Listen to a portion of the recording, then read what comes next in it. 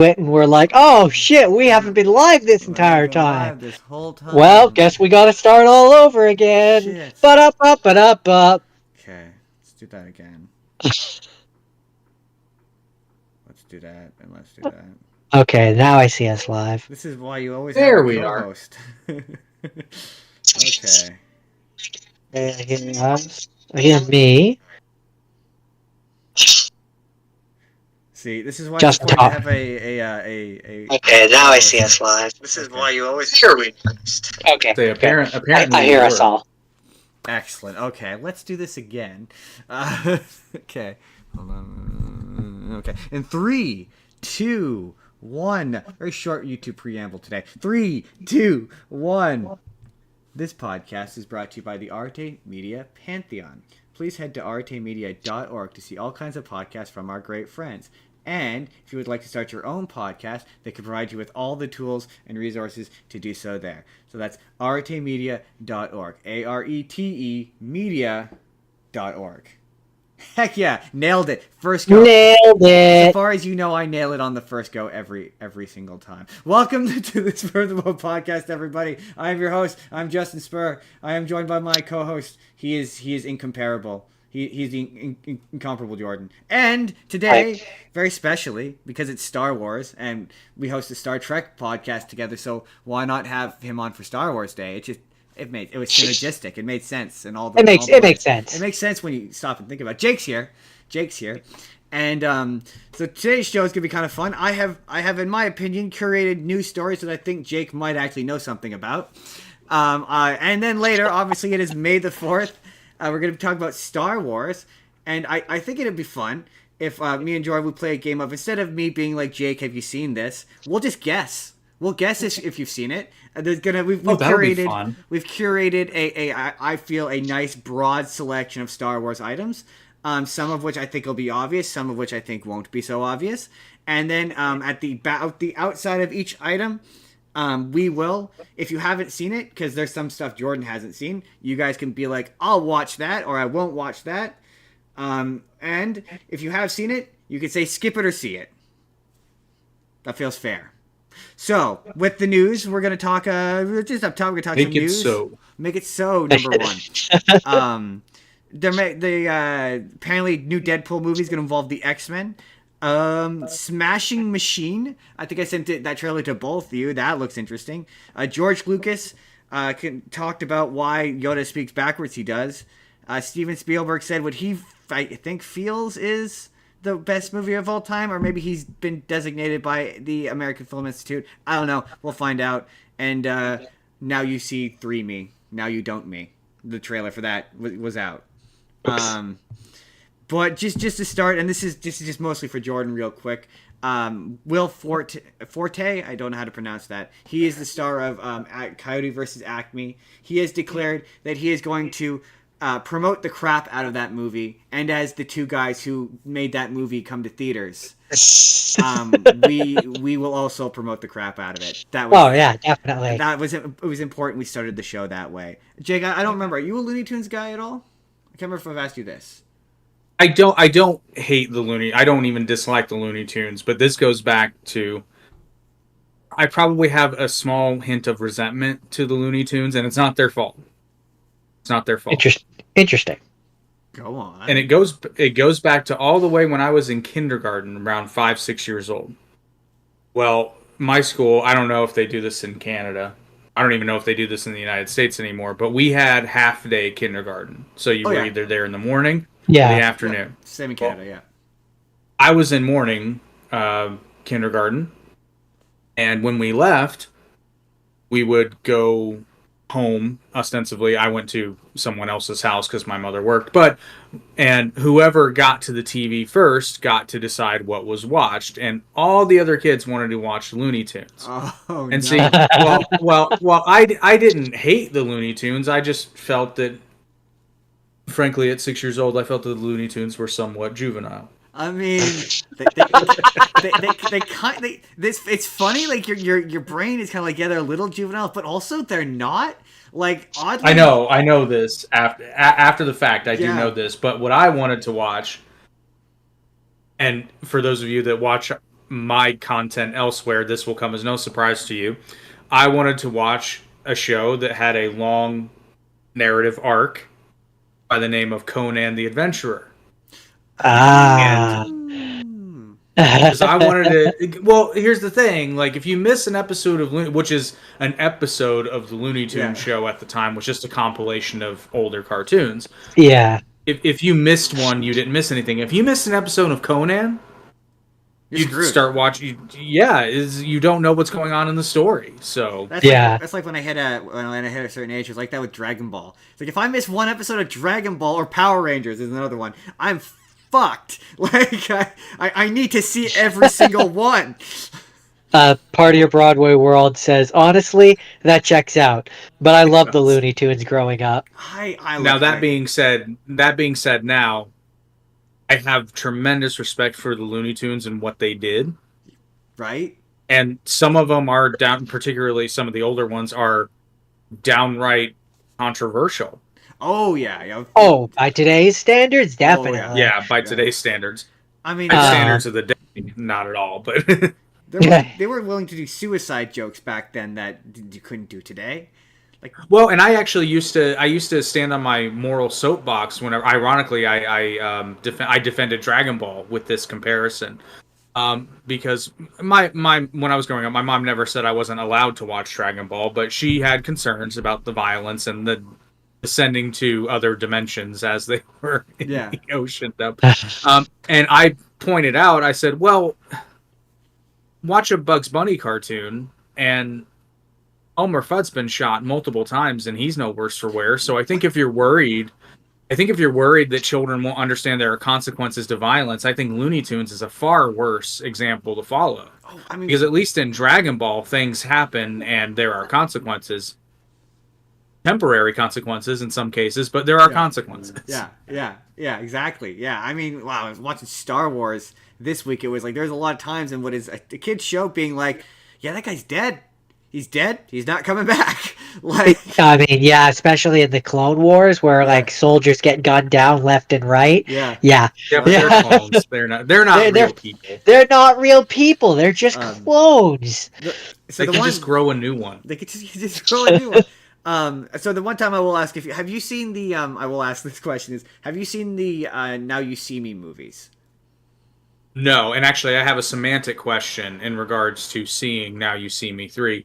If I don't see Now You See Me, will they then have seen me? Because I don't think they will have seen me if I don't see Now You See Me 3. I mean, the third one is now called Now You Don't. So yeah, more or less, yeah, it's certainly possible. Oh damn it! Now I have to go see it so that they will have seen me. It's true. They're fun movies. This trailer is a little. Did I send you the trailer, Jordan? I think I did. No, I don't remember if you did, and if you did, it's been a long week, and I don't necessarily remember it. Yeah, it's getting to the point where they're doing the magic tricks are so unbelievable. Like they've done like reaction videos where they've had real magicians be like, "Yeah, it's a movie." Like it's, but they're fun.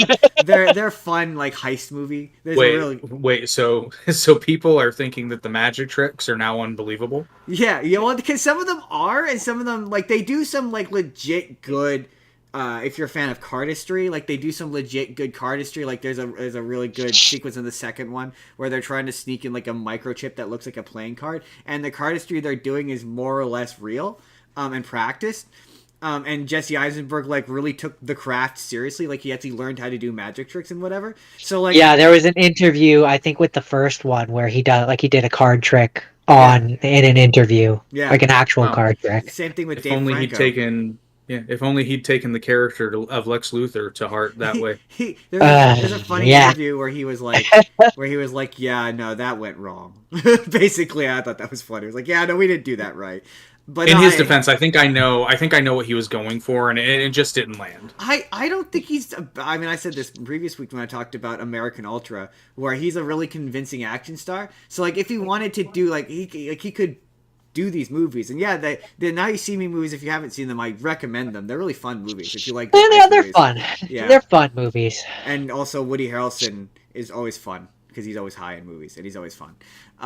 Listen, Woody Harrelson is a national treasure who went to college in Indiana. So yeah, he's a delight. He's an absolute delight. Woody Harrelson always gets my stamp of approval. He plays an annoying. He's having a good time in those movies. Oh yeah, absolutely. In the second one, he gets to play his twin brother, who is annoying but also really funny.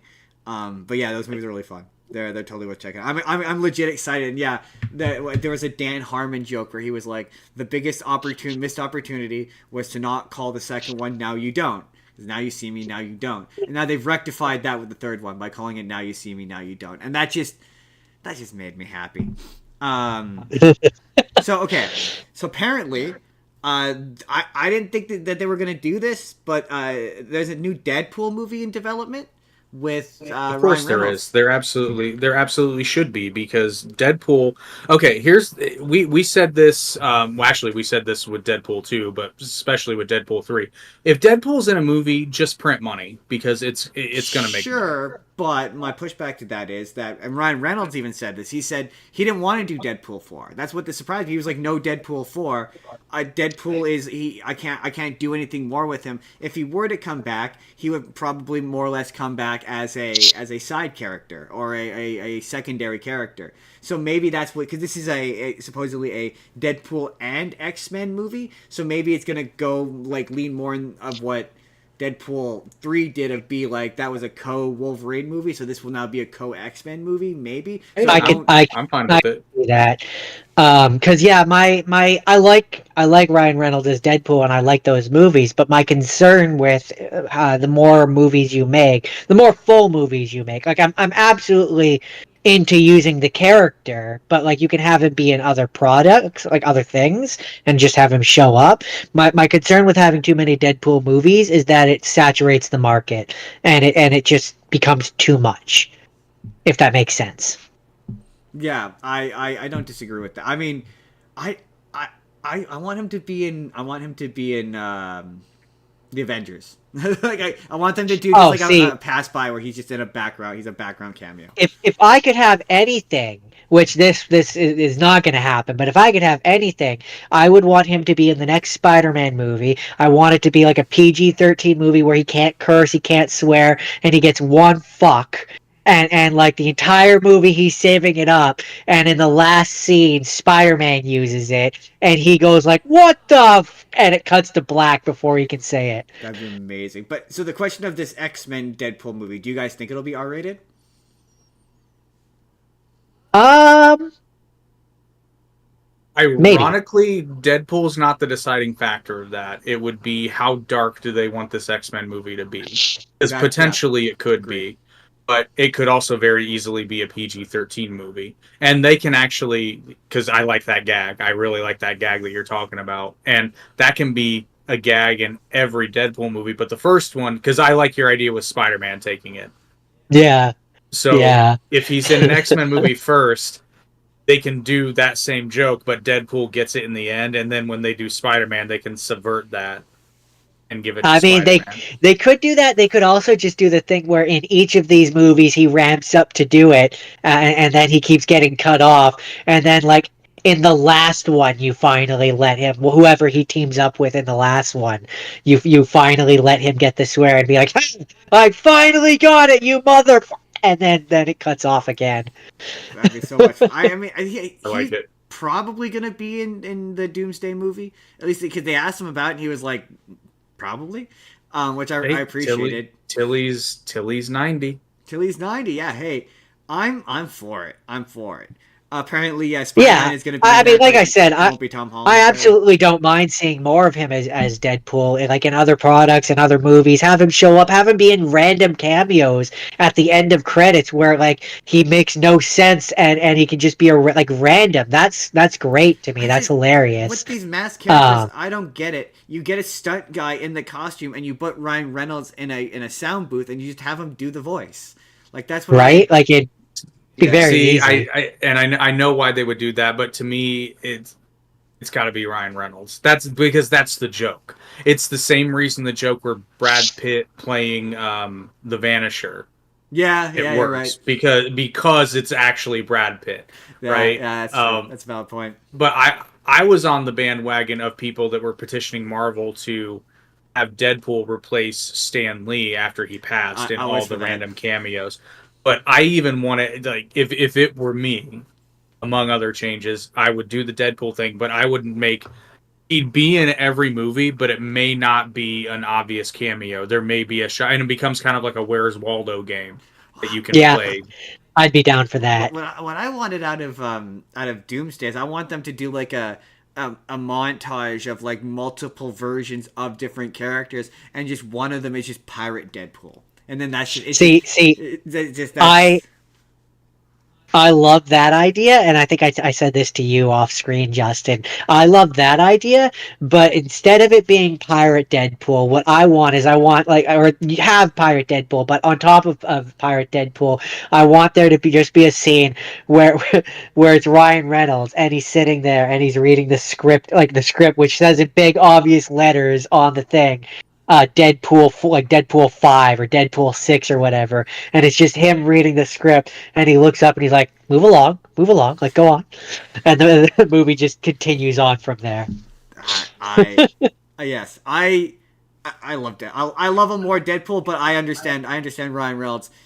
I get what he's saying, where he's like, yeah, if you do too much with this character, he becomes annoying, and I respect him for getting that. I think ultimately, Yeah, basically, don't do a Star Wars. yeah, don't do, Yeah, exactly. We're gonna get there. Spoiler. Spoilers for Star Wars. No. So yeah, I sent both of you the trailer for that Rock movie, the Smashing Machine, and just Yeah, you did. immediately, do you think this gets him that Oscar, or do you think it gets him at least Oscar thoughts or nomination, not nomination, but like Oscar buzz is the word I was looking for. No. You don't think so? I don't think. No. I don't think it wins him anything. I think it maybe gets him a nomination, but I don't think it wins him anything. I certainly think that this will change his career. I think this is him making that turn into I do serious dramas now. At least that's what it kind of seems. I mean, I will say when I saw him in the trailer, I was like, wow, he doesn't look like The Rock, which I think is kind of impressive. Or at least to me, he looked different. Yeah, something about him. There's definitely a physical transformation going there. Sorry, Jake, go ahead. No, I just hope he doesn't go down the Dave Bautista route where, like, not to say I'm glad that he wants to do other kinds of roles rather than the big shirtless action scene guy, but with Bautista, in my opinion, means nothing. He makes so much more money than I do, but don't forget what brought you to the dance. Like, there was a reason you were cast as Drax, and that was your entry into Hollywood. Yeah.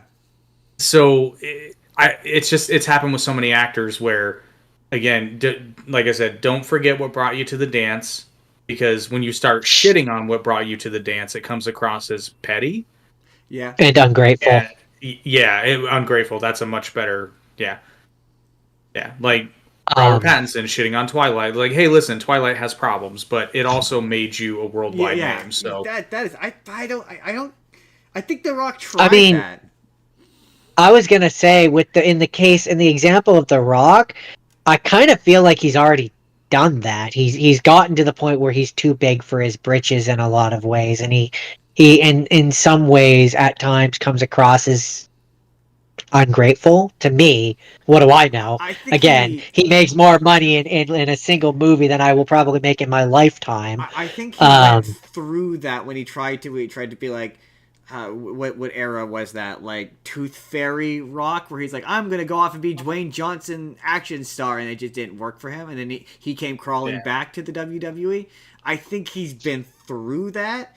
I don't know that Dave Bautista will go through that. But also, okay, here's a question, unrelated question. Who of the wrestlers turned actor is the best? Is it Dave Bautista? A lot of people seem to think it's Dave Bautista. I don't disagree. But I think it might be Cena. It might be Cena. I think with The Rock, this is his chance to prove this Smashing Machine movie, which looks good, by the way. Like, it looks good. I mean, I suppose for me it depends on whether when you say does the best, are we talking in terms of pure ability or are we talking in terms of reach? Like, who's the best Because actor? in terms of reach, it has to be The Rock, Yeah. Yeah, it's right? clearly The Rock. If you're going by reach or box office, it's clearly The Rock. Yeah, I guess But maybe. partially because he's been doing it longer than the other two. I mean, he's been True. appearing in television since the '90s and in serious movies since when did the Scorpion King come? I think that was the late '90s too. What was that? 99, 98? I want to say 2000, early 2000s. Maybe it was 2000. Because Yeah. I think the first one's 99. I'm pretty sure. Yeah, Because I in think you're terms right. of like if we're talking comedies and stuff, I think something has to be said for Hulk Hogan. He's hilarious. Oh, Hogan. But he's not trying to be hilarious though. I mean, fair. He's a bad actor. I'm gonna be an action star. Yeah. You Brother. can. I mean, at least the Rock, at least the Hulk always knew that he was he was bigger than everyone else. He didn't do that thing where he had to pretend to lose to someone smaller than him than the Rock did. Like one of my favorite Rock scenes is in I think it's Snitch, where he has to fight a bunch of guys who are like half his size and convincingly looked like he lost to them. I Very think though, funny. I think I would agree probably John Cena as well though in terms of ability. John Cena's really good. He is really good. Yeah. And he Peacemaker just is like severely underrated. he That show's feels quite good. feels more natural, I think is also the thing for me I just personally. yeah, but Smashing Machine. I thought it was funny that he is Dwayne Johnson in this. He's not The Rock. No Rock name. He is Dwayne Johnson. Serious actor face. But yeah, I think this is going to be one of those ones where people are like, "Oh, The Rock can act." Now, Jake, are you a UFC guy? I can never remember this. Not hardcore. No. I wouldn't go so far as to say I'm like a super fan. I'm aware of it, but I'm not a like I would I say don't the buy same all the for pay me. per views. Yeah. No, yeah, I know about its early history because it was highly entertaining. If you like circus freak acts, it's really fun. I have a general knowledge is Yeah. what I would say. And I just like fight movies, like boxing movies, UFC, and I like the inclusion of more legitimate UFC movies that aren't like Never Back Down or like. So I appreciate. Don't hate on Never Back Down. I like that movie, but I also like Warrior, which has a bit more like it feels. Warrior's a much better movie. Yeah, but this feels a little bit more like Warrior and a little less like Never Back Down. But yeah, I was gonna say Never Back Down is just Karate Kid, but with MMA. with That violence is the and only MMA. difference.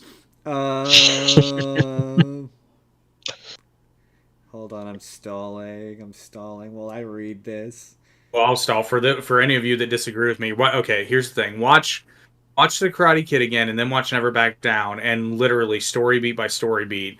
It's the same, with the exception that Daniel is never told by Mr. Miyagi that he's not going to teach him anymore. That's just the only difference. Interesting. Yeah, that's true. Very interesting. It's other than that, it's literally the same movie. Okay, so the reason why I had to stall. Okay, I was gonna do this in a funny like guess what the reasoning was kind of way, but it's really more the explanation is really more mechanical than it is in universe. But the question was, George Lucas finally confirmed why Yoda speaks backwards, right? And so I'm looking at this article, and I'm like, oh, he's given some sort of in-universe reason, like it's his species, or it's like he's got brain damage because there's an episode of the because there's an episode of Tales of the Jedi, I think, where you see Yaddle. She confronts.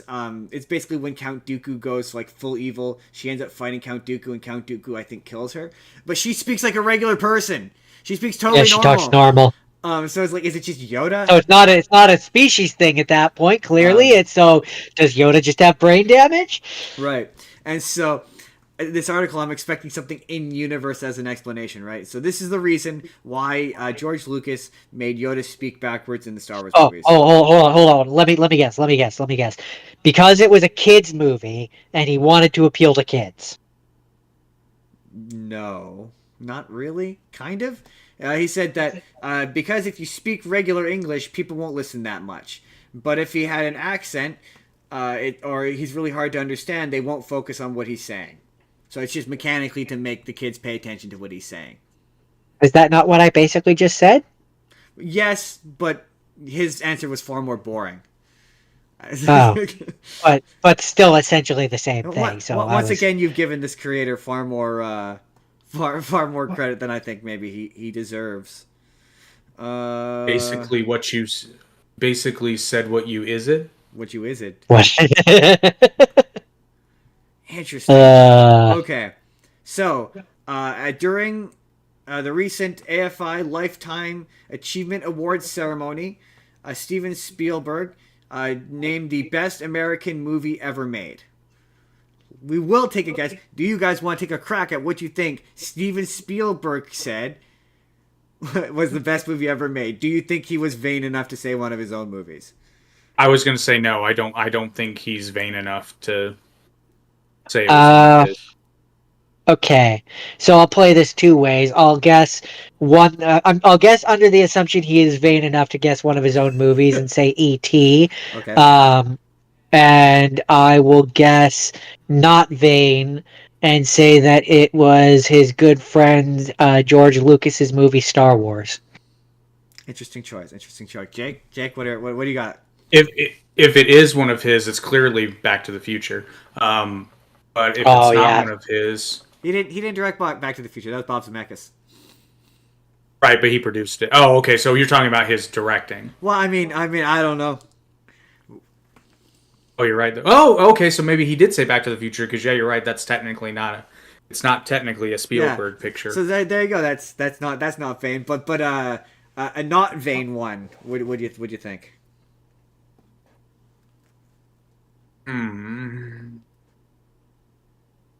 I mean, he'd probably say something like Avatar. That's funny. You're all wrong. You're both wrong. You're not. Figured. I figured Jordan might get a bit closer. Basically, we did the top 100 AFI top 100 list for an episode, but he said The Godfather, greatest American movie ever made. Okay, all right. I guess. I've never watched it, so I would know. It's a pretty good movie. I was gonna say that's not really one where you can be like, oh come on. You're like, yeah, okay, it's pretty good. And like, who am I to disagree with Steven Spielberg, a man who occupies at least 4 to 5 entries on that list? So who am I to disagree with him? Fair. It's a pretty darn good movie. Man seems to know what he's talking about. Man does seem to know what he's talking about. So apparently, apparently this is completely unrelated. But the production on that Clayface movie, they're making a Clayface movie, and it's based on. How familiar are you familiar with Clayface, Jake? Oh yeah. It's the one where he's an actor. That's the one that they're doing, and he discovers he can. Yeah, they're beginning production on October 1st, 2025 of this year. We want it to be Daniel Radcliffe. They have not announced casting yet. We want it to be Daniel Radcliffe. But I would want Daniel Radcliffe in just about everything.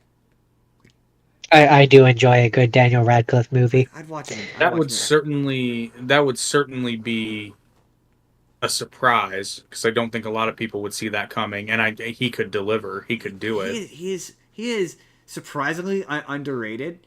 I made fun of his height. I discovered that he has an illness. That's why he's short. Apparently, wait, he has an illness. Yeah, he has some sort of illness, some sort of autoimmune disease, and that's why he's short like that. But it's one which apparently makes it difficult to like tie your shoelaces and do like fine motor detail and stuff. Yeah. And I was like, oh, because he's funny because in all of his movies he's like half the height of everybody, but he's supposed to be more physically intimidating than them. Like that Imperium movie was kind of funny at points because he's supposed to be serious and he gets into the truck and like he looks like he's getting in it like a big boy, like honk honk, and you're like, oh, you're supposed to be intimidating. Oh, and then I found out it was because he has like some sort of illness, and I felt bad. But yeah, I enjoy. He's gonna get in his big boy truck. His big boy truck. His big boy truck. Vroom vroom. Vroom honk. I had a friend of a friend many years ago named Kyle, and his big thing was every time he would see like a large truck, he'd always say like, "Oh, I got a big old truck." Honk, honk. I mean, every time I see a truck, I'm always tempted to. Yeah. No, I will watch. My dream is still a Daniel Radcliffe Rock action team up movie. That's like Oh, my yeah. dream. But Daniel Radcliffe is the one who's the badass action hero, and The Rock is the pussy, or the straight man, as it were, the guy who. I mean, I want to see this. Yeah, we're like Daniel Radcliffe is the bulldog, because which they kind of already made that movie with Hobbs and Shaw, but I mean like a little bit. you could do that one of two ways. You could make it where the character is that's just how they are, or you could do it, and this could be fun, where it's a body swap, and so you That would have The also be Rock fun. acting as Daniel Radcliffe and Daniel Radcliffe acting as The Rock. That would be fun. That could be a lot of fun too. I'd pay money to watch Daniel Radcliffe do the eyebrow. Right. Like, oh my god, it'll be so. Daniel Radcliffe is so. Like, have you seen Weird? No, I am not. Oh, if you have not seen Weird, if you're a Weird Al fan, like at all, totally recommend it. But there's a I really, need to. It's on my list. it's weird. It's weird. It's very weird, appropriately so. But It's appropriately named. there's a really fun action sequence, yeah, where Daniel Radcliffe, I think he's shirtless, but as Weird Al Yankovic fights off like an army of ninjas, and it's like a confidently well shot, well made, believable action sequence. Like it's really, I mean, he rises out of It's a delight. he rises out of the water completely naked in an egg, playing Beat It. It's worth it. Well, that's right in line, because have either of you guys seen UHF? Yes, I have. Yes, I don't think so. So good. It's right in line. It's right in line with UHF. Oh, I have to Like, watch that would that for one of fit. the weeks. Yes, it's very similar to UHF. It's his. He's got such an odd. It's such an R rate. It's like a PG rated R rated sense of humor. It's hard to describe. Where it's like these jokes are dirty, but he doesn't say a single curse word. It's really quite remarkable. He is, in my opinion, an American treasure. Who, Weird Al or Yeah. Daniel Radcliff? I mean, Okay. Yes, Daniel yes. Radcliffe is a British treasure, but Yes. yes, but no, Weird Al, he's an American treasure as far as I'm concerned. So one of your greatest exports is Weird Al Yankovic. Whoops. And then finally, we'll do one more guessing game for the news because I think it'll be funny. You guys remember Joker 2 doing a poo? I am aware of it. You want to know how big a poo it did? I'm gonna say it was 12 Kuriks. Wow, that's quite a large poo. Okay, would you like to guess? Five pounds. Would you like to guess how many money it lost at the box office for Warner Brothers? Oh, 2 Bonos. are we guessing? Bonos. Are we guessing what the budget was as well, or are you going to give us the budget? Well, okay, I guess we could do the budget. Well, I'll tell you what it made. It made $207 million. Oh, Okay. Okay. So I'm guessing it had a budget of 400 million. This said it had about a $200 million budget, but then $370 million in marketing. Yep. Oh. Ouch. But So it did not do very well. no, so if you get no guesses for how much you think it lost. I mean, you just told us. No, well, it lost 150 million. That's how much it ended up losing. Ah. So when you do a film production budget, you do it's like 200 million, and then you like double it for marketing. So it ends up being 400 million. So if the production is 200 million, so yeah, I guess it lost 100 million. So big stinky pooey Bono bomb. Bono size poopy bomb. That's a lot of Panda Express. It's a lot of Panda Express. It was not. Well, we're gonna have to get Jordan to watch it one day, so he understands. Sharon.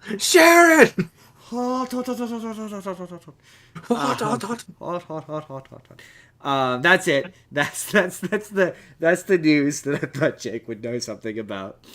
Today we got 2 sponsors. Today, our number 1 sponsor is our main lead sponsor every single episode. They sponsor the show, and that is artemedia.org, and Jake, and the Pantheon, and all the shows that Jake do, including the show that we do together, the Star Trek one. We talk about Star Trek. We're on hiatus currently, but we'll be back to talk about more Star Trek. Jake does the Average Intelligence podcast, which I will be on this week to teach Jake about Canadian politics with our good friend Toast. He's Eastern Canadian. I am Western Canadian. It's going to be interesting. That situation keeps evolving every day, and I'm like, man, maybe it's a good thing you were like next week. Yeah, that's going to be interesting.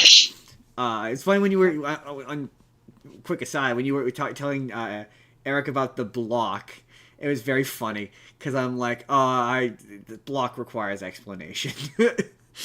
Like, they're a thing. Yeah, they're a thing. Yeah, him in that debate, just real quick, is sort of like if you had a guy from California who was like, California is its own country. And I don't want to be president. And he was at the presidential debate with Joe Biden and Donald Trump. That's kind of... It's asinine. We'll explain that on Wednesday, don't you worry.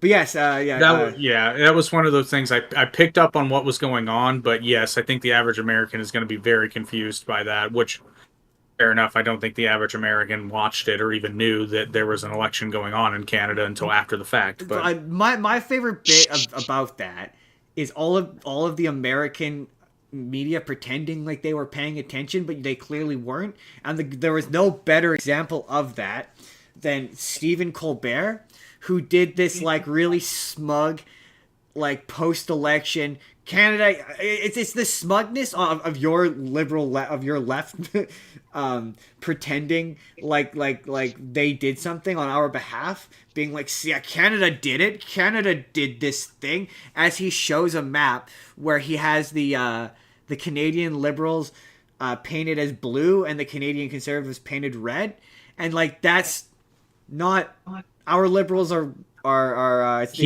I guarantee you, I can explain why he did that. It's because the colors are reverse in the States. Absolutely. Oh, yeah. Yeah, he doesn't want to confuse the American audience. Yeah, absolutely. But it was really even more confusing. In Australia, they just had their election. Similar result.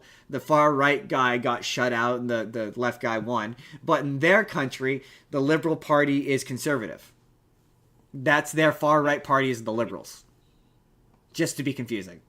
Just to be extra confusing. Well, okay, that makes sense though, because they're in the southern hemisphere, so everything's reversed. Yeah, no, that checks out. Okay, yeah. But yeah, we're gonna be talking about that on Wednesday. What you want? State-sponsored healthcare? You fascist! Yeah. Well, yeah. Well, it's funny because like our Liberal Party is probably it's more conservative. Is conservative. It's just by comparison, it seems it's much more left. Politics is weird. Anyway, yeah, that's on Jake's podcast, the Average Intelligence podcast, on Wednesday, and then on Thursday he does a wrestling podcast, and then on Tuesday he's on Toon Talk with Virus Fox, friend of the show, Virus Fox. I think I got them all. I feel like I got them all. Yeah. rtmedia.org. Yeah. Go check him out. And then our other sponsor for today is Jordan actually got this one. Jordan got this one. And because it's Star Wars Day, he was extra insistent. But, we got these guys. These guys. You're making it awkward, Webster. There we go. Yeah, mine's green. Yeah. Okay, sometimes you can't hear it. You can't hear it, but it's making noises. Yeah, you can't hear it. And if you use... I'm going to turn this off. Because it's making noise. Hold on. Oh, God. Come on. It's very, very well-made metal. Very well-made. Like, this is like pretty... There we go. Okay. Pretty heavy material. And the one that I bought, which is these ones, they can actually be screwed together to be a double-sided lightsaber. So these two that we have can actually be one lightsaber. It has sound card in there, so it has a bunch of sound effects on there, a bunch of which I can't even figure out how to access because I just haven't figured it out. And it can change colors as well. And you can choose... So, unlike other ones, you can choose to... If I can get this... Hold on. Stop. No. Well, I can't do it easily, but you can cycle between colors of red, blue, green, white, cyan blue, purple, a bunch of different colors, and it makes noises as you move it because it's got like a sensor in there. When you hit another lightsaber, it makes the proper sound. It's cool. It was And if you use like the link in our description, and you use our code Spur of the Mo 7, the code number is there in the description. You get 7% off of your order if you use our code and you want a lightsaber for Star Wars Day. You can do that. so yeah, check that out. N Sabers. They're honestly really cool and they're really durable, and they hurt when you thwack someone with them. Yeah, yeah. As a And these lightsaber ones, should. yeah, you know, it does real damage. Yeah. These ones are the blades on them are training blades, so like they're meant to be hit.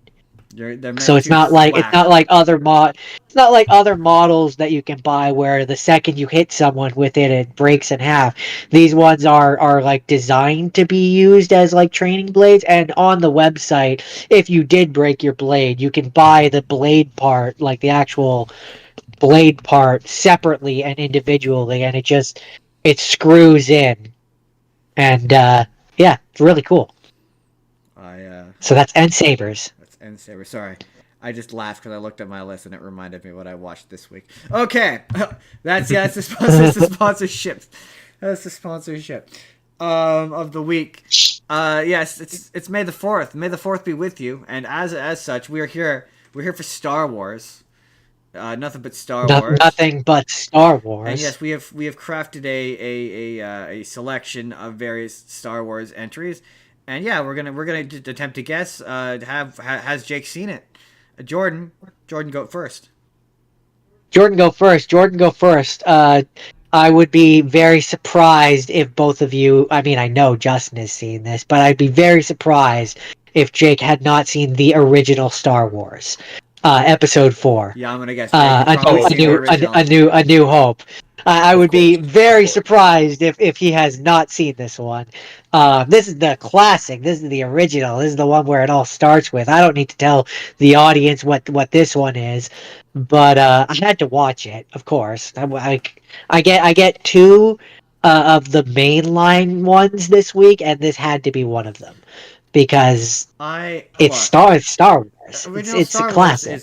Wars is the space with which all Star Wars comes from. It's where it's hard for me not to say it's my favorite Star Wars. It's also like just the most. It's a nice, basic, simple. I don't think it's very long story. Like it's not overly difficult, not overly complicated. It's an hour, or it's 121 minutes. Really? Yeah. So just at 2 hours, it seems like it should be longer, but yeah, no, yeah, no. I seem to recall the pacing on it being like the pacing on this is so good. Like it's just a really well-paced movie.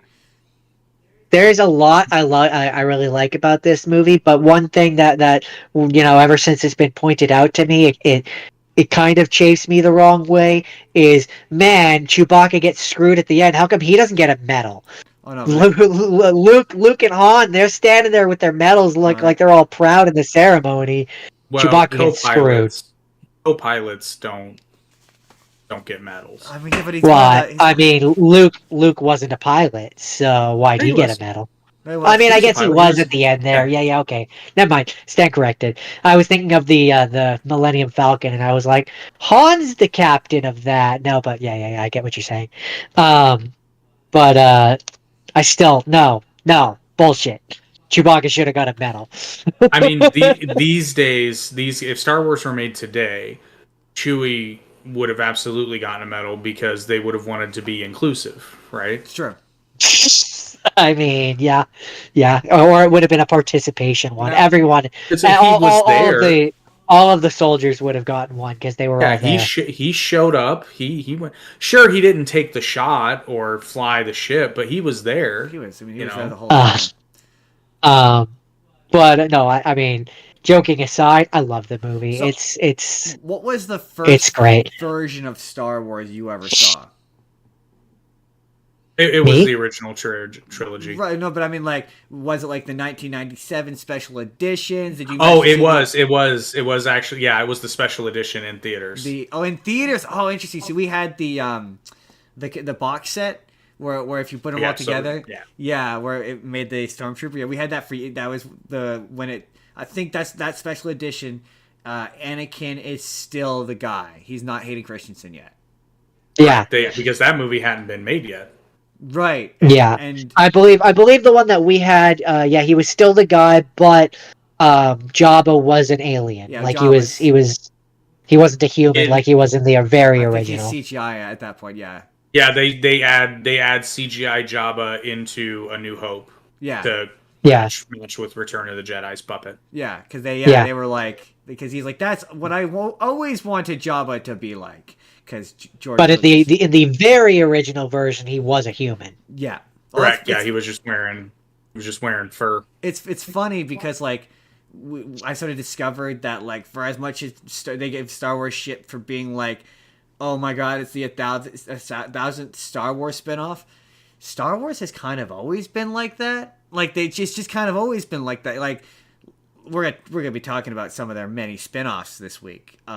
But there was a lot of spinoffs in the 80s, like a shocking amount of spinoffs in the 80s.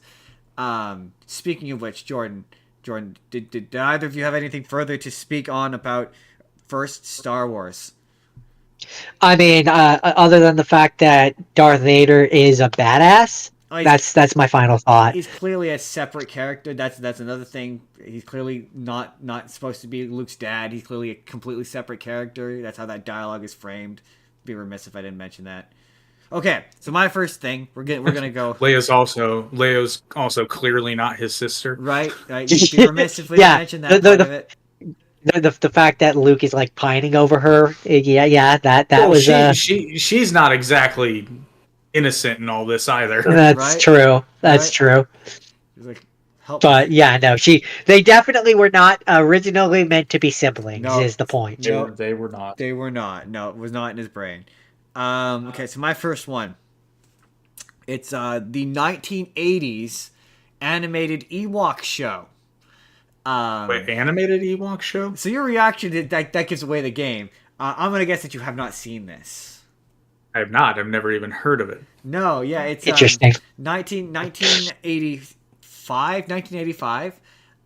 Yep. It is a animated by a Canadian animation company Nelvana, and it is supposed to take place before Return of the Jedi because the series finale sort of explains how the Empire wound up on the Ewok planet, but there's it's basically the main character is Wicket, the one called Wicket, yeah, that he's the main character, and it's about his little Ewok village, and there's various bad guys, magical bad guys. Like one of the bad guys is a witch, and then there's like other like evil bad guy characters, and it's kind of a fun show because much like many Star Wars shows, there's kind of an air of complexity to it because like it does bear some level of serialization where like they'll introduce characters in early episodes and then they'll come back. So like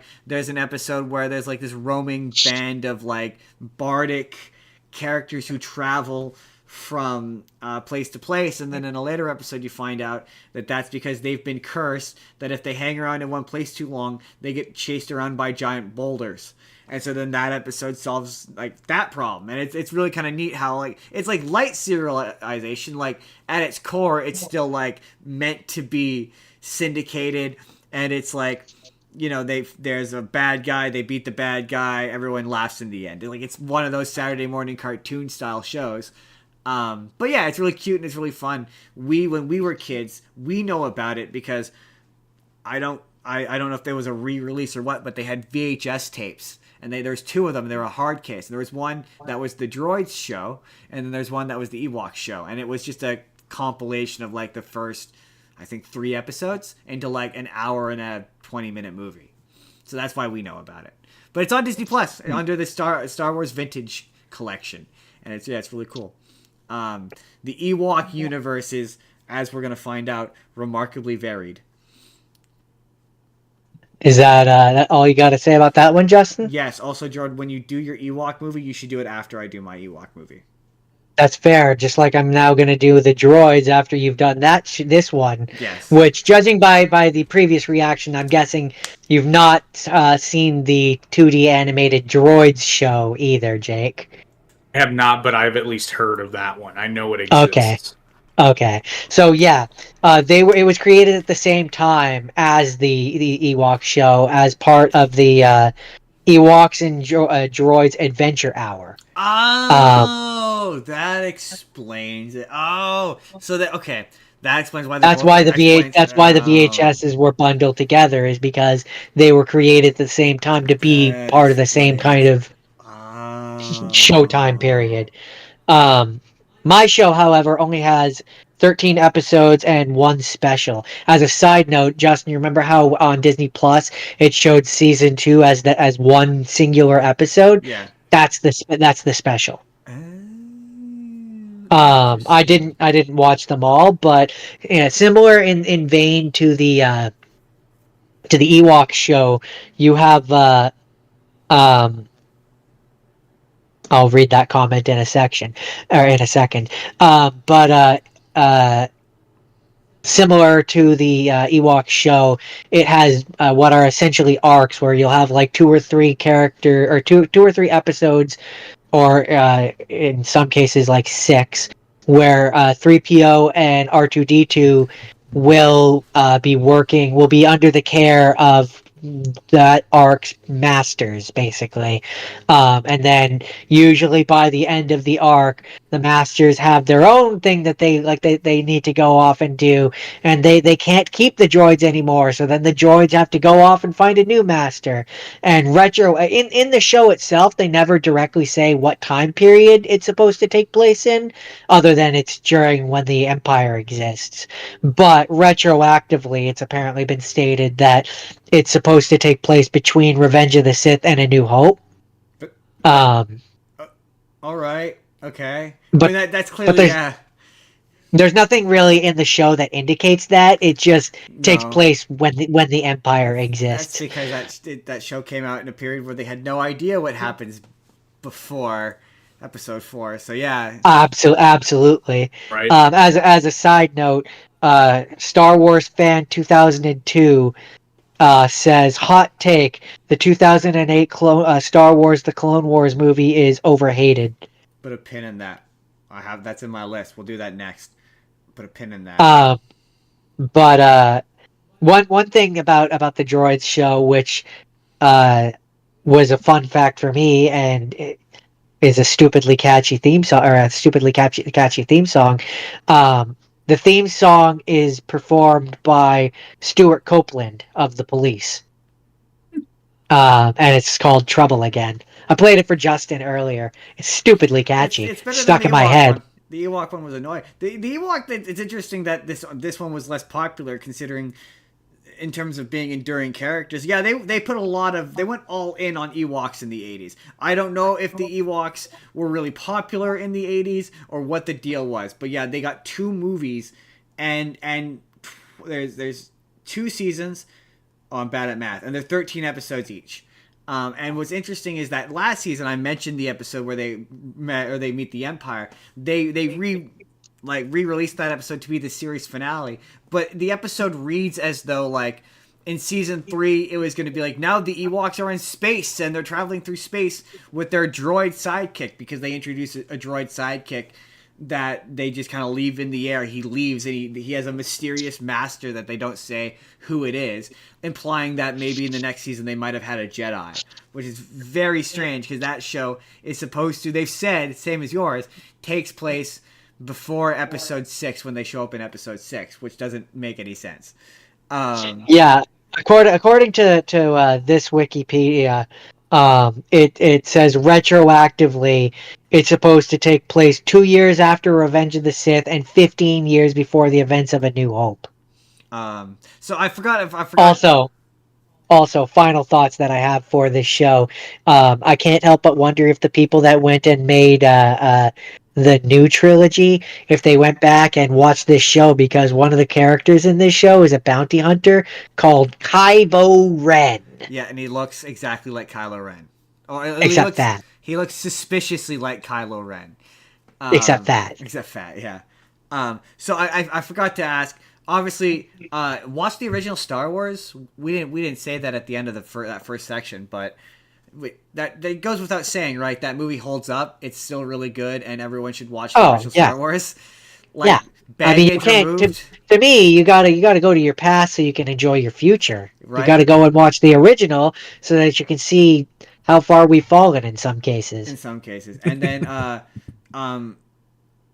the Ewok show is worth watching, like a few episodes, just like the first 3, just to be like, hey, this was Star Wars in the 80s. And I feel like Jordan would probably say a similar thing of yeah, I would. A few episodes of this. Honestly, if there was ever a way to watch those VHSs that we watched, that's really the perfect sample. Yeah. For like even this time, as I got to those episodes and I recognized them, I was like,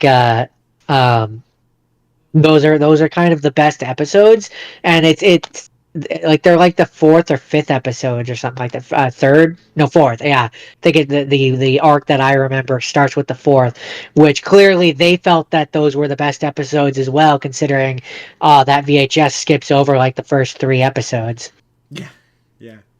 But yeah, no, this has like actual C-3PO, Anthony Daniels. Yes. So, yeah, Anthony Daniels, he has played C-3PO in every appearance he's ever made in anything. It's his like one thing. It keeps him steady cash, but he also hates it.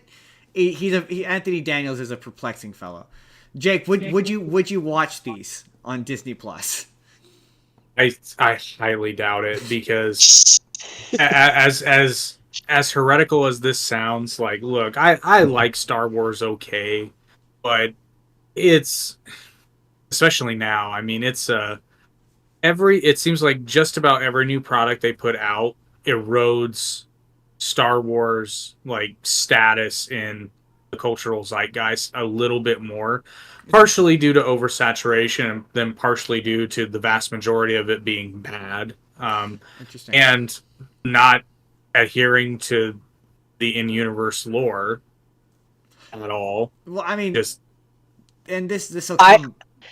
I also think something I've kind of come to realize with some of the newer stuff is it kind of, at a certain point, and I have my opinions on when, but at a certain point, to me, Star Wars stopped feeling like Star Wars. That's a much kind better of way to put it. Yeah. That's kind of how I feel about it. So it's like with some of this newer stuff, it's like I don't dislike aspects of it, but I just really feel like it's gotten away from everything that I loved about it. See, in a lot of ways. I get what you're saying. I do. But I also watched the holiday special this week. So, like, it's like, I get what you're saying, but it's not just the new stuff. Right. That's kind of going to be my point, where I'm like, it's not just the new stuff. I felt this way watching the Ewok show as well, where I'm like, this is for babies. And to be fair, when I was a baby, I loved this, right? So that's where I'm like, what even is Star Wars identity culturally? Because we're gonna talk about Andor. But okay, we put a pin in Jordan. That's it. That's it for the droids, right? So yeah, that is. Star Wars Fan 2002 says, in the Angry Birds Star Wars version of the Phantom Menace, Qui-Gon and Obi-Wan fight Maul and Dooku on Tatooine. I mean, that just sounds not accurate. That doesn't sound accurate. And also, there's an Angry Birds Star Wars version? Anyway, apparently, I'm learning things today. My next one is the 2008 Clone Wars movie. Now this is where it gets a bit tougher for me. I don't know how deep you are into the animated stuff, Jake. So I'm gonna guess that you have seen the 2008 movie, animated one. I have. You have. I'm just gonna. Before I say my thoughts on it, what are your thoughts on that movie?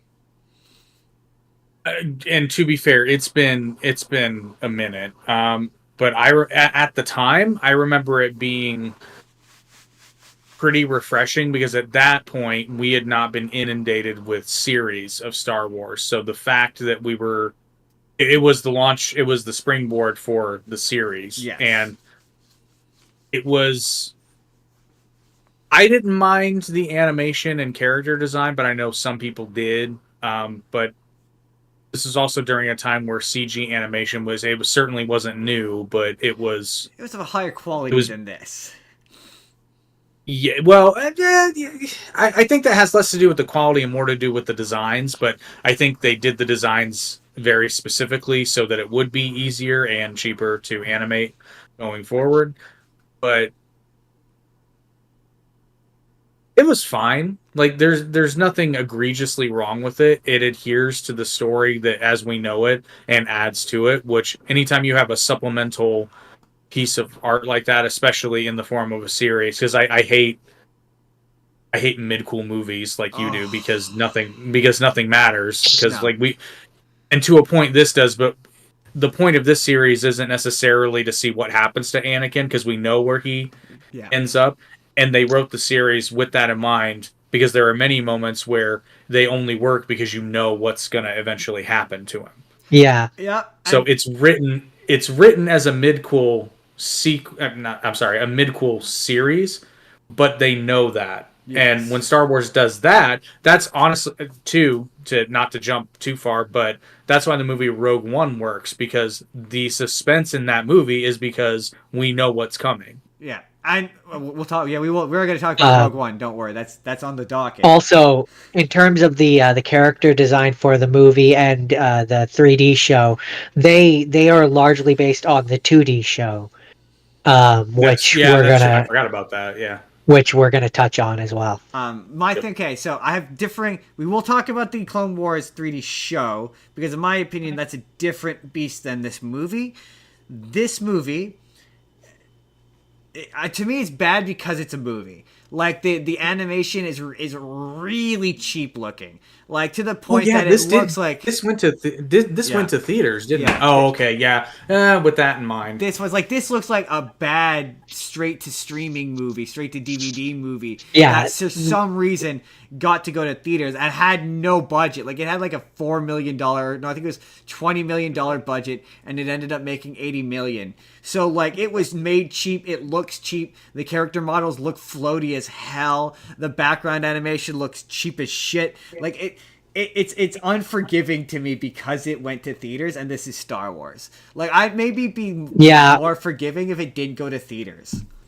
What we sort of attributed this to off screen, and I still maintain this, is those like Tarzan 2 or Atlantis 2 or those movies those movies which aren't movies but were actually like multiple episodes of a show that were combined into a movie to demonstrate how you could make a show of these things. That's what this was. That's what this screams to me. It's interesting though because the plot of this movie is they're rescuing Jabba the Hutt's son, who is going to be in I saw a very, very brief glimpse of him, but he is, I think, the bad guy in that Grogu Mandalorian movie.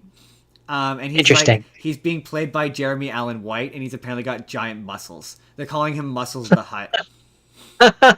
That's hilarious. Which made me laugh. Doesn't this one also have that other, from what I remember, that other Hutt who talks like he's the senator of the he got that New Orleans drawl. New Orleans drawl. Yeah. He's yeah. And there's a couple of sequences in it that are fun, but yeah, it's just it looks bad. And not to give away my thoughts on the show, I didn't hate how the show looked because I was like, yeah, the show's cheap looking, but it's also a television show, so like you're more forgiving of it. And yeah, some of the performances these guys are like haven't quite nailed it yet, but I did not. I think it's probably like just in terms of being movies, I think it's probably the worst Star Wars movie. Like just by lieu of the fact that like the other ones don't look cheap quite like this one does. Like this thing looked like it got shoved into theaters because they thought they could sneak a buck. That's kind of just what it looks like. Yeah. So would you tell I mean, people to watch it? Like that's a fair assertion. like you're like, okay, you're doing a Star Wars marathon. Do you skip this? I have two answers, and it depends on what kind of marathon. Because are we going with like a true marathon where you have to watch everything, or are we doing a highlight marathon where you watch the good stuff? Um, I dealer's choice. We'll go dealer's choice. Well, answer should be obvious. If you must watch it, then yes, obviously you're going to watch it. But if we're picking the good stuff, I don't think this is even really necessary because the show, I would say, is necessary. Yeah, that's kind of what I would agree. This movie, not so much. It kind of is the inciting incident for the series, but you Not don't really. need to have seen it. Well, okay, that's Like- true. That's true. Well, I mean, you yeah. meet Ahsoka and all that. true. Yeah, that's the only reason why I would say that you would have to is because but it you introduces can- Ahsoka, but you can skip it. Yeah, you can jump into any point in the Clone Wars series and understand fundamentally what's going on. Yeah. Yeah, exactly. Like I would say, if I was to give my answer, I would say skip the movie, and you don't have to watch all of the series, but there's definitely certain key episodes and certain key spots which I think you do, like that last season in particular. Yes, absolutely. I think you should. I think that should be watched as any part of any marathon where you have Ahsoka on Mandalore and you're like seeing Order 66 from her perspective, and I love that season. I like the show. I'm not gonna lie. That season is legit well animated. Like there's a fight sequence between Darth Maul and Ahsoka that's like just legitimately good. It's really good. Yeah, it's legitimately like just objectively really good. Star Wars Fan 2002 asks, do you think the 2008 Star Wars The Clone Wars movie would get less hate if it was live action and they brought back the actors from the prequel trilogy? Depends. If they had done it in 2008, no. But if they did it today, yes. Because everyone's like almost 30 years older. I would say that most people's response to that 2008 Clone Wars movie was Jake's response, which is they made a Clone Wars movie. Like I don't think most people, like, I worked at the movie theater when that movie came out, and that was a fun movie to walk into because nobody was ever in it. Like, I'm surprised it made money because where I worked, nobody watched it. Like, when we watched it, we were the only ones who were there, and we only watched it because it was Star Wars. And then we never really watched the series, which well, we'll get to the series, but I was not a fan of the series early on. I am now, but I wasn't. But yeah, that's the Clone Wars. Early on, no. Early on, at best it's a kid's show early on. Now it becomes, honestly, it gets good. Yeah, is honestly, what there's a solid. I want to talk about one episode I watched early on that kind of made me a lover of this show. When we talk about the show, that I enjoy. So I'm like, I don't know, I'm digging it early on, but I'm really unforgiving of bad floaty 3D animation where it's like the worst example of it. Are you a fan of Kung Fu Panda? I've seen the movies, yeah, and I'm aware of the series. You've seen the series where it doesn't look like Poe weighs anything. Right. Yeah, that kind of floaty animation where it's like he's like a several 100-pound panda. He doesn't look like, and this show is guilty of that, where the Jedi don't look like they have any weight, and it makes the action sequences look stiff and bad. See, in the case of the Jedi, that doesn't bother me because I can explain that away. They're using the Force. Yeah, but they sometimes makes them light-foot. It's a stupid explanation. Sometimes they look like they don't have bones. The real answer is it's the animation. I know, I get that. I'm just saying, for an in-universe lore reason, my headcanon is they're using the Force to be fleet of foot. Yeah.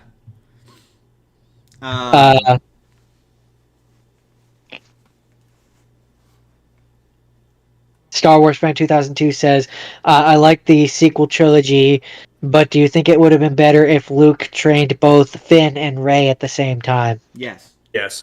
Finn gets screwed in that sequel trilogy. Not only that, I think that story, having Rey and Finn train together and then having one of them, ideally Rey, but having one of them go to the dark side, makes it to where, because that's the sequel trilogy is essentially a retelling of the original trilogy, but essentially that's the same, but you get to do something a little different with it. And the sequel trilogy is hot garbage. I Like mean, there's yeah. I there's don't nothing disagree. there's nothing good about it. We're gonna There's nothing good. we're gonna talk if there's okay, I wouldn't I there are elements of it from storytelling that they used in later stuff that they do better in later stuff without giving anything away for later. That will make sense later, because like there's concepts in there, like story concepts that they don't execute well in the Last Jedi that I was interested in, but that they do badly. For me, it's not so much the idea of that and the ideas that movie has, but the execution that I have an inherent issue with. It's all well. I'm not going to say it's all execution. It's mostly execution It's because like quite a bit of it is execution.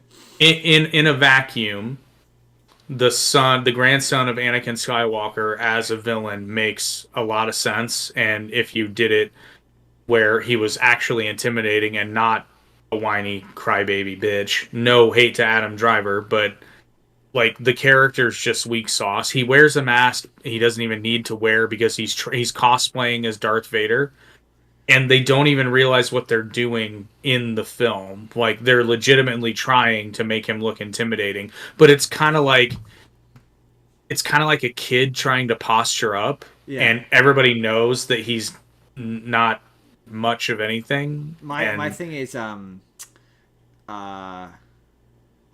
which character? Ray. Luke Skywalker. My thing with Luke Skywalker is same thing you said. In a vacuum, your hero who has been out of the game and is haggard and has to rediscover his love of the game, like that. That idea doesn't, like, you've done it 1,000 times with other like old style heroes like that. So it's not that it can't work. It's just, once again, we'll get to the Last Jedi. Jordan. Well, because you can you can do that. You can do that in the sense of, like, let's say, just quick rewrite. Let's say that Luke goes into isolation because he is seeing the same seeds in the New Republic of what the Empire was doing, and he says, "Nah, I feel bad enough for having brought this sort of administration into being. I'm out." Yeah. Because you guys are becoming the thing that we all fought against, you know. Yeah. Yeah, exactly. Well, I mean, we did our rewrite. We made him into the Emperor. We did our rewrite a while ago. Yeah, the thing about the sequel trilogy is, for me, is there's potential there, but I think part of my frustration comes from the fact that they start with one director, the second director completely changes and doesn't do anything with the stuff that the first director set up. And then, while I don't like the things that he did, if they had then carried his things on into the third one and stuck with it and had the balls to keep doing the thing that they set up in the second one, maybe it would have been less of a hot garbage mess than bringing back the first guy to try and salvage what he originally set up, and it becomes this hot mess garbage of there's no clear vision, like no through line for the entire trilogy. I also, as the guy who watched all of the modern Star Wars spin-offs, there is a thread through all of those modern Star Wars movies that I noticed that isn't as like glaringly obvious in like even as the prequels. And what wasn't present in the originals that is present that we'll get to. But Jordan, what is your next movie? Next show, we're staying in the Clone Wars because I'm guessing. Okay, so whether or not Jake has seen this one, I'm guessing he has, but it's been a while. The 2D 2003 Clone Wars show. Yeah. They've got it on Disney Plus as 2-hour-long compilations per season. Right, because that was many people forget that was what was known as a micro series. Yep. Yep. It was a bumper. Yep. They used to play them as bumpers between commercials. That's how I saw most Yep. of it. Yep. Commercials, kids, art. No, I'm kidding. There used to be these things called advertisements where in the middle of your show they would then interrupt you and try to sell you things. And you couldn't it wouldn't pop up and be like skip this. You'd have to actually watch it or change to another. There were shows we used to call in between commercial shows where you put them on just while the commercials were on, so you only ever saw like 2 to 3 minutes of an episode of a time before you'd switch back to the show you were actually watching. Sorry. That's what this is, one of those. For the So young this is- viewers. Right? This is the predecessor of the 3D one and the movie and all that.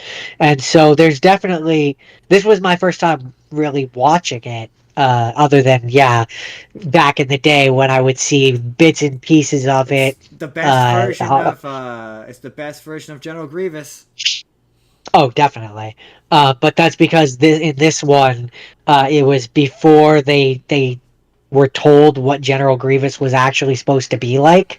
It's funny. And so he was intimidating in this one and actually scary and not an asthmatic coward. It's funny because I watched a video where someone was like, "Why don't they just use the Force to crush his heart?" And in that cartoon, Mace Windu does that. He just uses the Force and crushes his chest. I was like, yeah, why doesn't he just do that in the movie? Well, he did. He did in that one cartoon. That's the thing about that micro series is it was kind of like in a vacuum. It wasn't all that brutal, but for Star Wars, it was kind of brutal. It like was, yeah. It made it seem like they were actually in a war and not just like a glorified paintball fight. Yeah, you're not wrong. That sequence, that series is really, it's really intense, really fast. Contains my favorite Anakin, one of my favorite Anakin moments, which is when he's during his trials and he's fighting the guys with the gas masks or whatever, and he gets his arm cut off and he's walking around like crushing their face in with the Force, which is his like stump. It's like, oh, that's badass. So I will say, I definitely see the things that they took from this and then used in the 3D one. Like I see the through line or the evolution line, if you will. But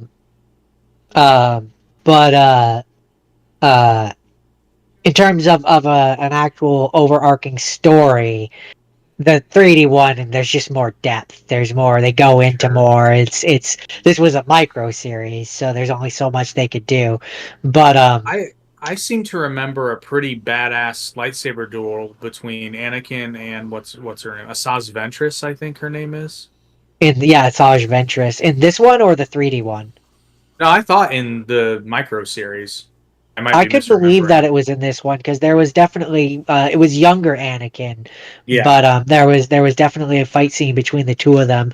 One of the things that I kind of liked in this one, which they didn't really do in the 3D one, is in this one they show how Asajj comes to be training under Dooku, and like when he first interacts with her, she's got a blue and a green lightsaber instead of her classic red ones that she just has the entire time in the 3D one. And that's where I say it was kind of interesting to watch this because there's elements in this that are almost like prequel elements to that show, to the 3D show. So it was definitely it was an interesting watch, but there's 25 episodes, technically 3 seasons, and it takes like 2 hours to watch, and it's on Disney Plus. So the two of you, would you say people should check it out? Is it worth checking out? I do. Yeah, I do. There's definitely things in this show which they're enjoyable to watch.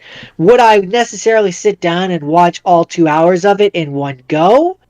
Probably not. I would say maybe watch as it was intended with the short episodes and don't do it all at once, because doing it all at once, it was a lot. It's going to feel jarring. It's going to feel jarring because of how it was made. Like Jordan said, it's supposed to be bumpers between other shows. So if you try to sit down and watch it, it's going to be a real jarring cinematic experience. Yeah, it's not quite meant to be a 2-hour movie. Yeah. So I guess that dovetails beautifully into the 3D Clone Wars show, which I didn't watch a ton of. I think I watched 5 or 6 episodes of the first season, and like I will confess. I used to You really just scratched the surface. I didn't like. I used to not like this show because of its midquel status. It was hard to watch for the exact reason that like he goes off, and no matter how much character development and how much character growth he goes through on the show, he still is destined to become Hayden Christensen. And I just couldn't get into it on that basis. I wasn't really enjoying it. Yeah, But I always had to kind of watch it when I did the first couple times. I always had to watch it as if it was like an Elseworld story, like its own story, and forget the movies. I also Like just didn't like Ahsoka. Just did not care for Ahsoka. she grows on you. But He does grow on you. The cool thing about this show. How much of the show have you watched? Have you seen the whole thing, Jake? Almost. I don't think I've ever finished it, but yeah, I know I haven't finished it, but I'm close to finishing it. What I appreciated about it is it's not the Anakin Ahsoka show. It really is an ensemble show of like every episode you get to see different characters pair off, and it prevents the show from becoming boring, but it still manages to be serialized in a way that is engaging and interesting. Like, yeah, there was an early episode I watched. I was telling Jordan about the other day that I really enjoyed, where it was just a bunch of clones, and they're a group of clones they call shinies, and they're in this like outpost where they're just bored and nothing really happens. And like, yeah, you get to see. It was really, I discovered when it comes to death in Star Wars, the more you know a character, like it's so easy. Like I think George Lucas said the reason why all the stormtroopers look the same is so you don't feel anything when they die. And the thing about the clones is, even though they all look the same, they're all distinctive enough in their personalities that when you devote like an entire episode to a group of them, and then just out of nowhere a giant bugworm eats one of them, you're like, oh, I kind of like that one. Oh, that's kind of a shame. Sixes was my favorite. Yeah, I really liked that clone. I really quite like that guy. He seemed like he was a decent enough guy. Or like, there's an episode where it's like, yeah, Jar Jar. Padme takes Jar Jar to this negotiation and then leaves him in the car, so it's up to Jar Jar to rescue her, and all the droids think he's this Jedi. And it's just a real fun, like, you're not expecting this team up between Jar Jar, Padme, and Mace C-3PO. Windu was in that episode, I think, right? No, not Yeah, that I one. remember that one now that you mentioned it.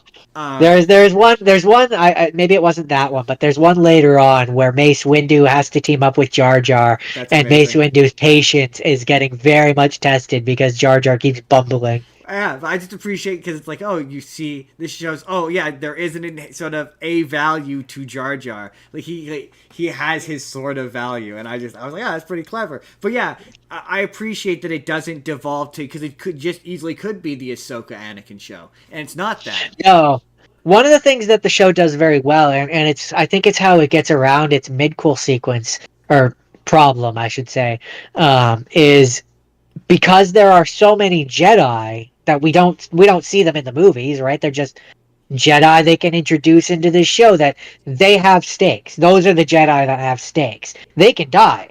They weren't in the movie, right? Yeah. And so Go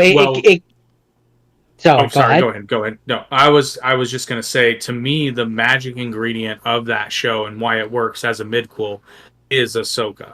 And the reason being is because she's a main character from day one, but she's not in Revenge of the Sith. So we know something happens. She may not necessarily die, but there's a reason that she is not palling around with Anakin by the time we get to Revenge of the Sith.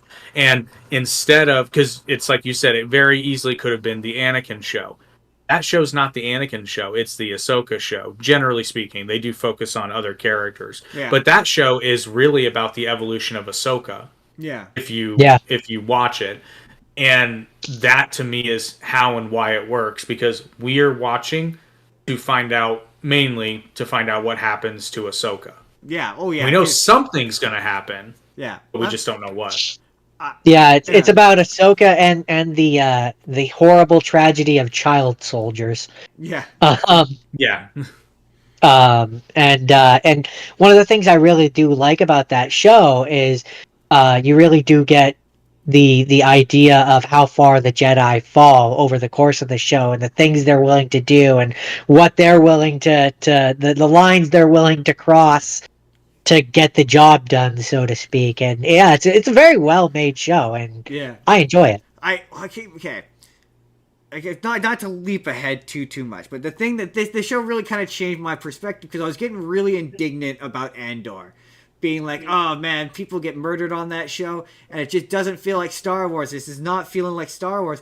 But then I'm watching Clone Wars, and guys just getting like shot, killed, dismembered, wiped out like they're nothing, with even more callousness than Andor. And I'm like, this is a show for children. So like, really, what is death in Star Wars? Like, what is your morality for being like this is a thing for children?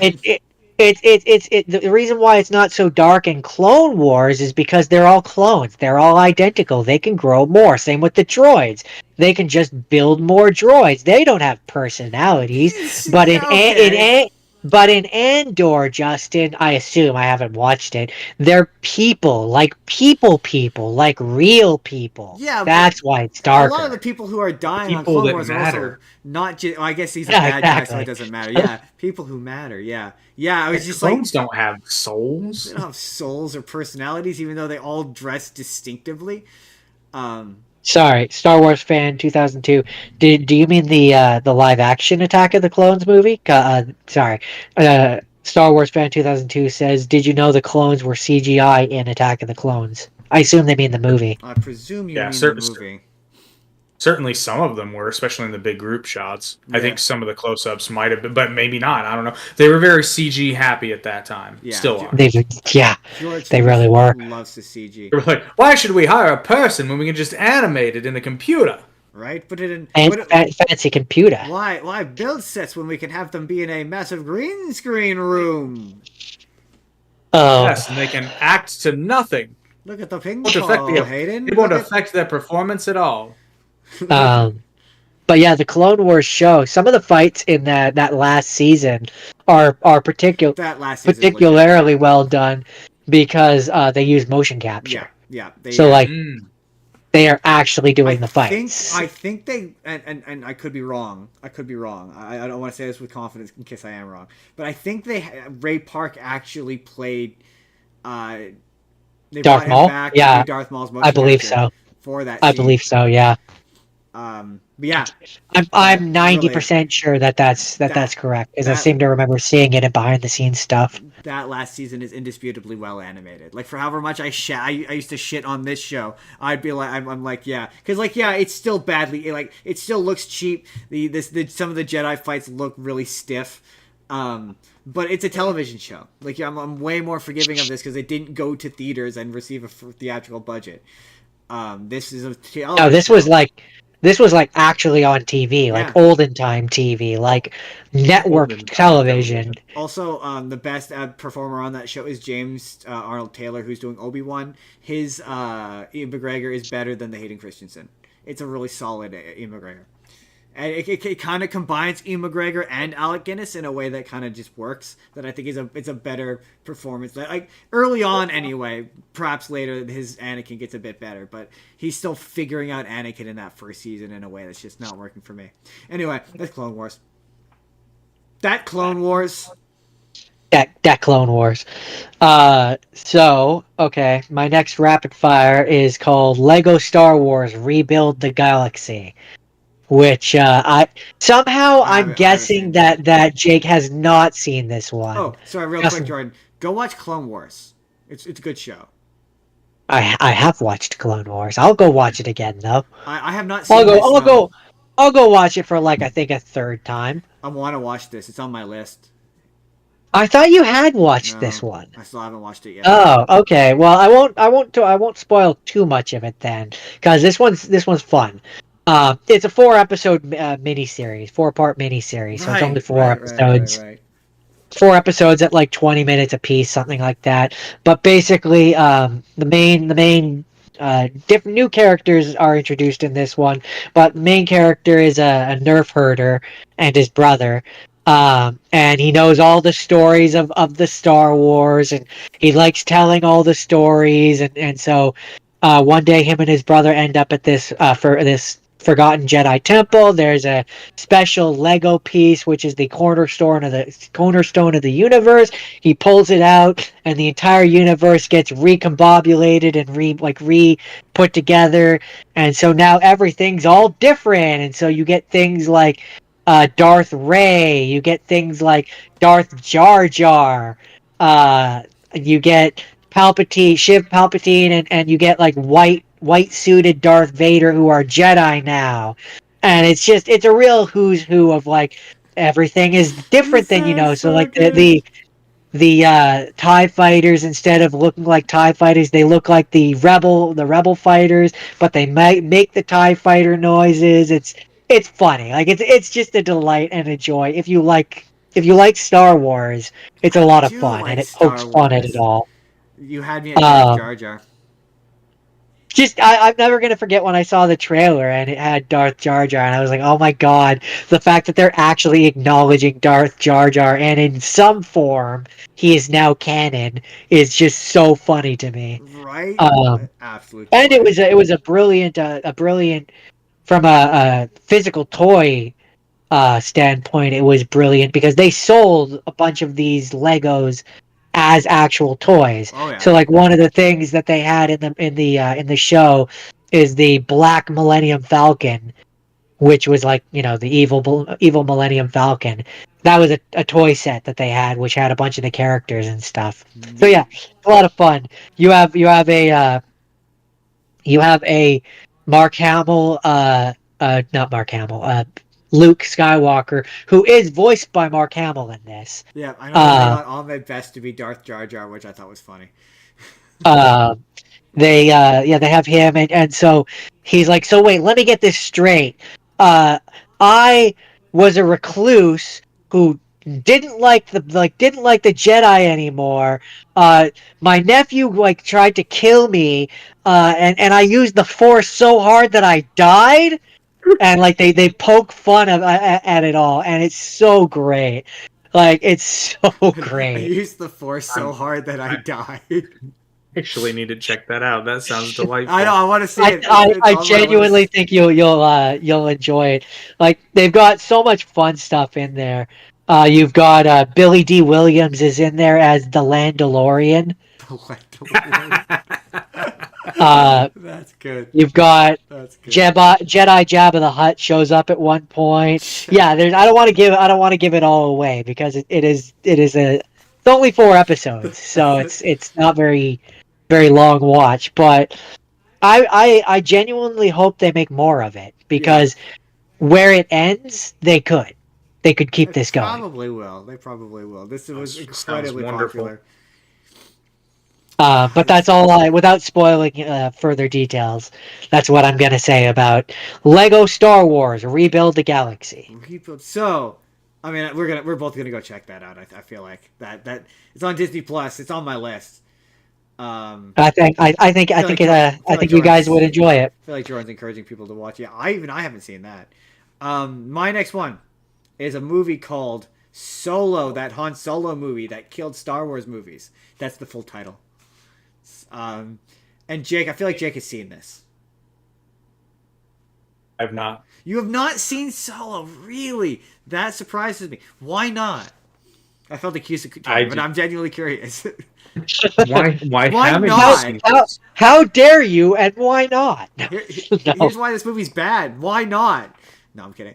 Okay, so this is really the only thing I disliked about Rogue One. So to me, having a Star Wars movie without a lightsaber present is kind of like, why are we here? Interesting. I mean, technically, there's a lightsaber present in Rogue One. Oh yes, there is. Never mind. That's why Rogue One gets a pass. I forgot. This There is does a not have a. But you're not. So you weren't like, hey, all those boring questions that you never asked. I need those answered. You were never like that.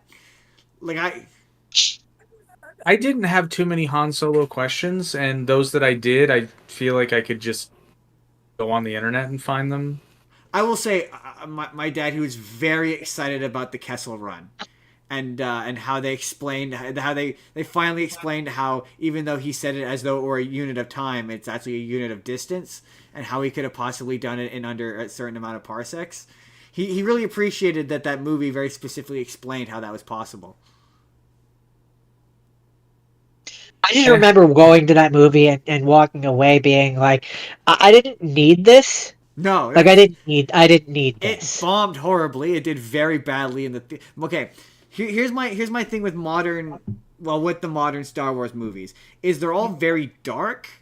Like just I don't even mean like in terms of tone, in terms of story. I mean literally they all Literally have this, dark. They're Yeah. very dark and they have this ugly sepia tone and they're so boring looking that's what this suffers from. Number one. Number two, might as well because I have the same issue with Rogue One and with The Last Jedi where it feels designed to be spun off into other things. So like at the beginning of the movie, he joins the Imperial Army, and it does a hard cut 3 years later, and he's now in the Imperial Army, and that feels like that's put there so then Disney can put out a Star Wars book where it's Han Solo's war years, or a comic book where it's Han Solo's war. You know what I mean? Like it feels like it's designed to be spun off, or like it ends with him going off to meet Jabba the Hutt, to join Jabba the Hutt's crew. It's like it just feels cynically designed to be made into other things, which I get. That's what Star Wars has always been. I was gonna say pretty much right from the beginning that was Star Wars with the toys and the lightsabers and I guess because it's at its most transparent here, and it also has like the worst cameo in all of Star Wars, in my opinion. Where, okay, I'll do this now. Do you have any intentions of ever watching this? Because I'm going to do a big spoiler. Okay, well, no. The entire movie, they're like Han Solo and his love interest, played by Emilia Clarke, who tanks every franchise she's in. I'm not exaggerating. Really, you think she tanked Game of Thrones? I mean, I don't think she tanked Game of Thrones. I think the writers tanked. Have you seen that clip of her being like excited for the new season and she looks like she's dying inside? Well, wow, this is a diversion. Here's the thing. Here's the thing. For years as a naysayer of Game of Thrones, I did finally watch it and I enjoyed it. I understand the issues with the last season that people have, but I think they were a touch overblown. Like it's not horrible, it's not great, but it's not horrible. My biggest problem was the Battle of Winterfell. I mean, I have to be honest, I never finished the series because I found it to be boring.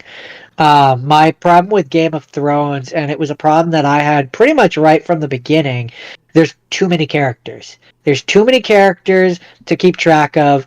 I would prefer if like we focus in on like 2 or 3 very specifically, like focus in on them, and like there's like 17,000 characters on that show, and I can't be bothered to learn all their names. Well, funnily enough, my hot take with Game of Thrones is that it really is a story about 2 characters, and it's probably not the 2 you think. Interesting. That show is ostensibly about Jon Snow and Tyrion Lannister. Everybody else, Daenerys is a prominent character, but she, in the terms of the narrative, she is playing a role as an inciting incident. Now, one with agency and a lot of stake in the story, but ultimately that show is about Jon Snow and I guess Bran to a certain extent, but not really. It's mostly Jon Snow and Tyrion. Also, because you're with them, you're with them from the very beginning, and you follow their and what they do in the show directly affects what happens in the entire narrative. Also, I'd like to clarify. I would like to say that I don't think she kills franchises. I think that her presence does, because every franchise she's been in has ultimately died. I mean, she killed. That Well, We all have an opinion, and you are welcome to yours. I mean, she killed that Terminator sequel that was supposed to do a bunch of sequels and then bombed, and then But did she kill it, or did it die naturally on its own because it was meant to die? and she was And coincidentally in it. she happened to be there. That I can't. That can neither confirm nor deny. I'm So mostly what you're playing. saying is maybe you think the magic that she used, well, she didn't use, but she paid for to be used on Khal Drogo kind of infected her future work as well. I think so. Yeah, It's there, but it's not alive. Yeah. It's just kind of. Or it's okay. The Solo movie. You ever been like, hey, you know those dice that are on the Millennium Falcon? Where'd those come from? Because that's how they mentioned that he won. No, the ship not once. You know, we mentioned how he won the ship in a game. You could watch him win it in the game in the movie. I will say, Donald Glover. I always mix them up. The one who was on Community. Donald Glover. Yeah, he as Lando is phenomenal. He's doing an impression that is really quite impeccable. Like, it's really quite remarkable how much he sounds like the original Lando. Like, it is like, you know how whenever they hire the young version of a character, you're like, I just don't believe he's gonna age into the other guy, into Billy D. Williams. I fully believe he ages into Billy D. Williams. Like, it's just that good of an impression. Also, it also has Woody Harrelson in it, and Woody Harrelson can do no wrong. So, you know, he cannot. He can do no wrong. So he's in it. Even when you think Woody Harrelson is doing wrong, you're wrong. You're wrong. But sorry, yeah. So I'm going to spoil this movie. So if you haven't seen this movie for some reason and you care if it gets spoiled, I'm sorry. But the big thing is they're working for Paul Bettany, who is just completely insane, and he's got like this dagger that is kind of a lightsaber dagger. It's very strange. But he has his own boss.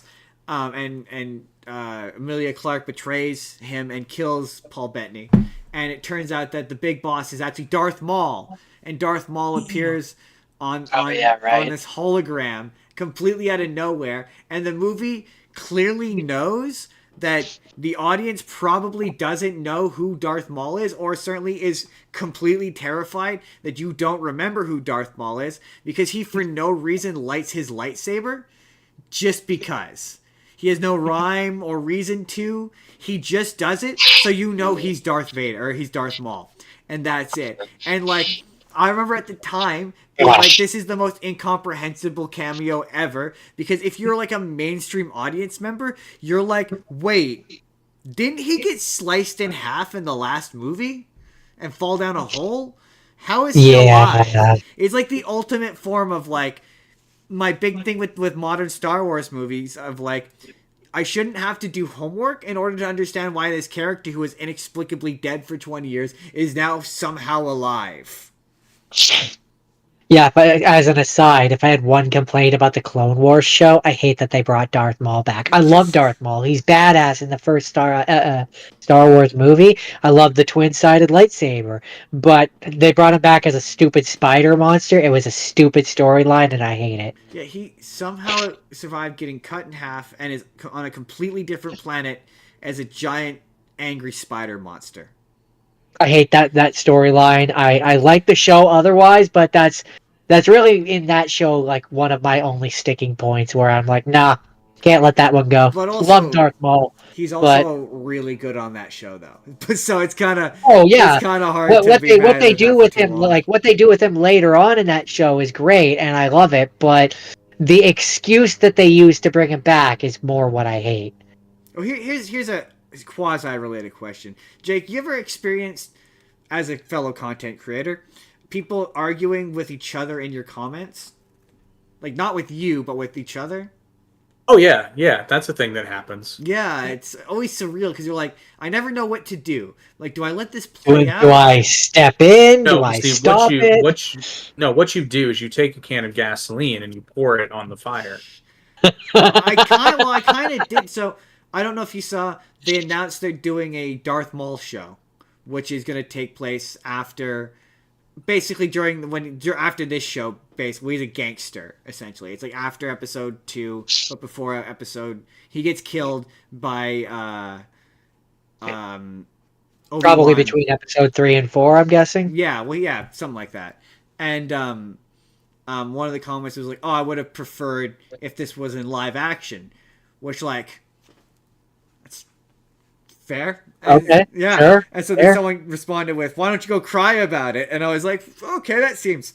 I know Whoa! that seems kind of mean. That's That's not what? a Why? yeah, that's not an unfair." So I just responded with, "That's not an unfair perspective." Yeah, like I do think that a live action shows tend to be more interesting.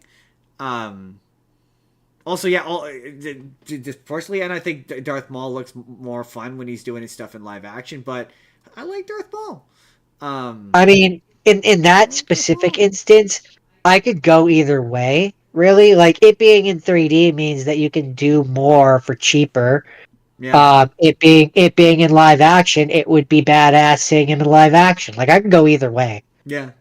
Um, Alden, in terms of Solo, Alden Ehrenreich. I'm totally butchering his name. The guy who plays Han Solo.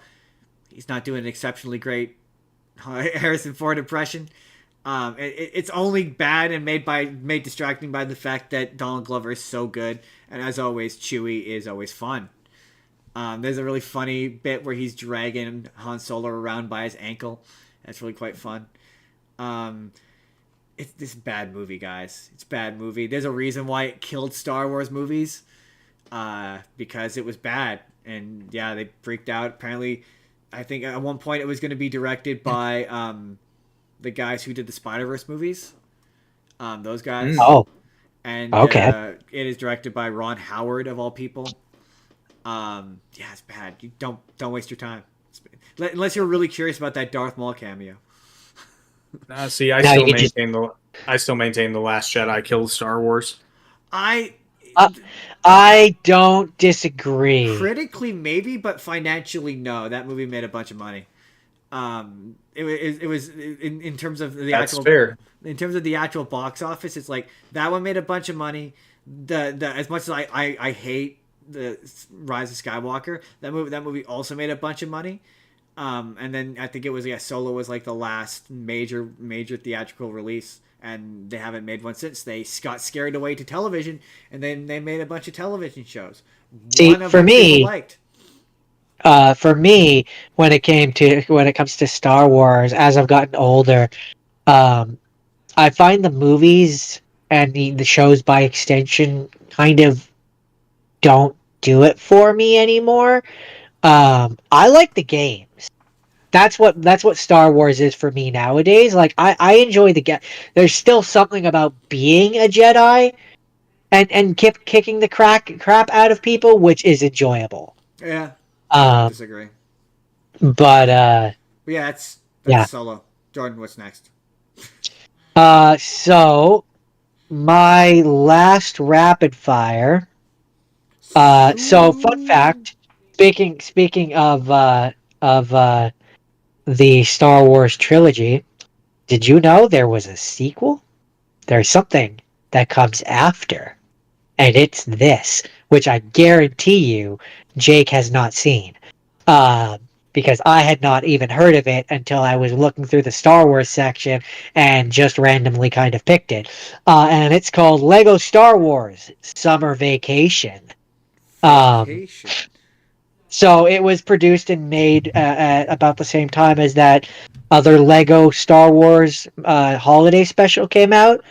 Um, and yeah, it takes place after the trilogy. The crew have decided they need to go on a vacation after their many adventures, and Finn is struggling with his vacation, and he is visited by Force ghosts, uh, who then have their own little individual stories, like where they tell him about times they went on vacation. So like you have Obi-Wan shows up and tells him about one of his vacations, which wasn't really a vacation. It was when he was on the job. Anakin shows up as a Force ghost because Finn's like, evil never rests. And Anakin shows up and he's like, well, actually, there was a time where evil did rest. And it's a story about Darth Vader and Palpatine are on the beach trying to conquer the beach. And it's this really silly, like, parody romp. What? Very, very Why silly. is the Lego? Why? See, why does the Lego Star Wars get to be so weird? Like, that's amazing. I don't know, but it's kind of a delight. It Uh, also sounds delightful. Yeah. like it's a silly romp, and it's not very long. It's a special, so it's 48 minutes. Oh, that's pretty good. So it's not very long. But I didn't realize, and I'd have to go back and see if I could pay attention if I ever watched it again.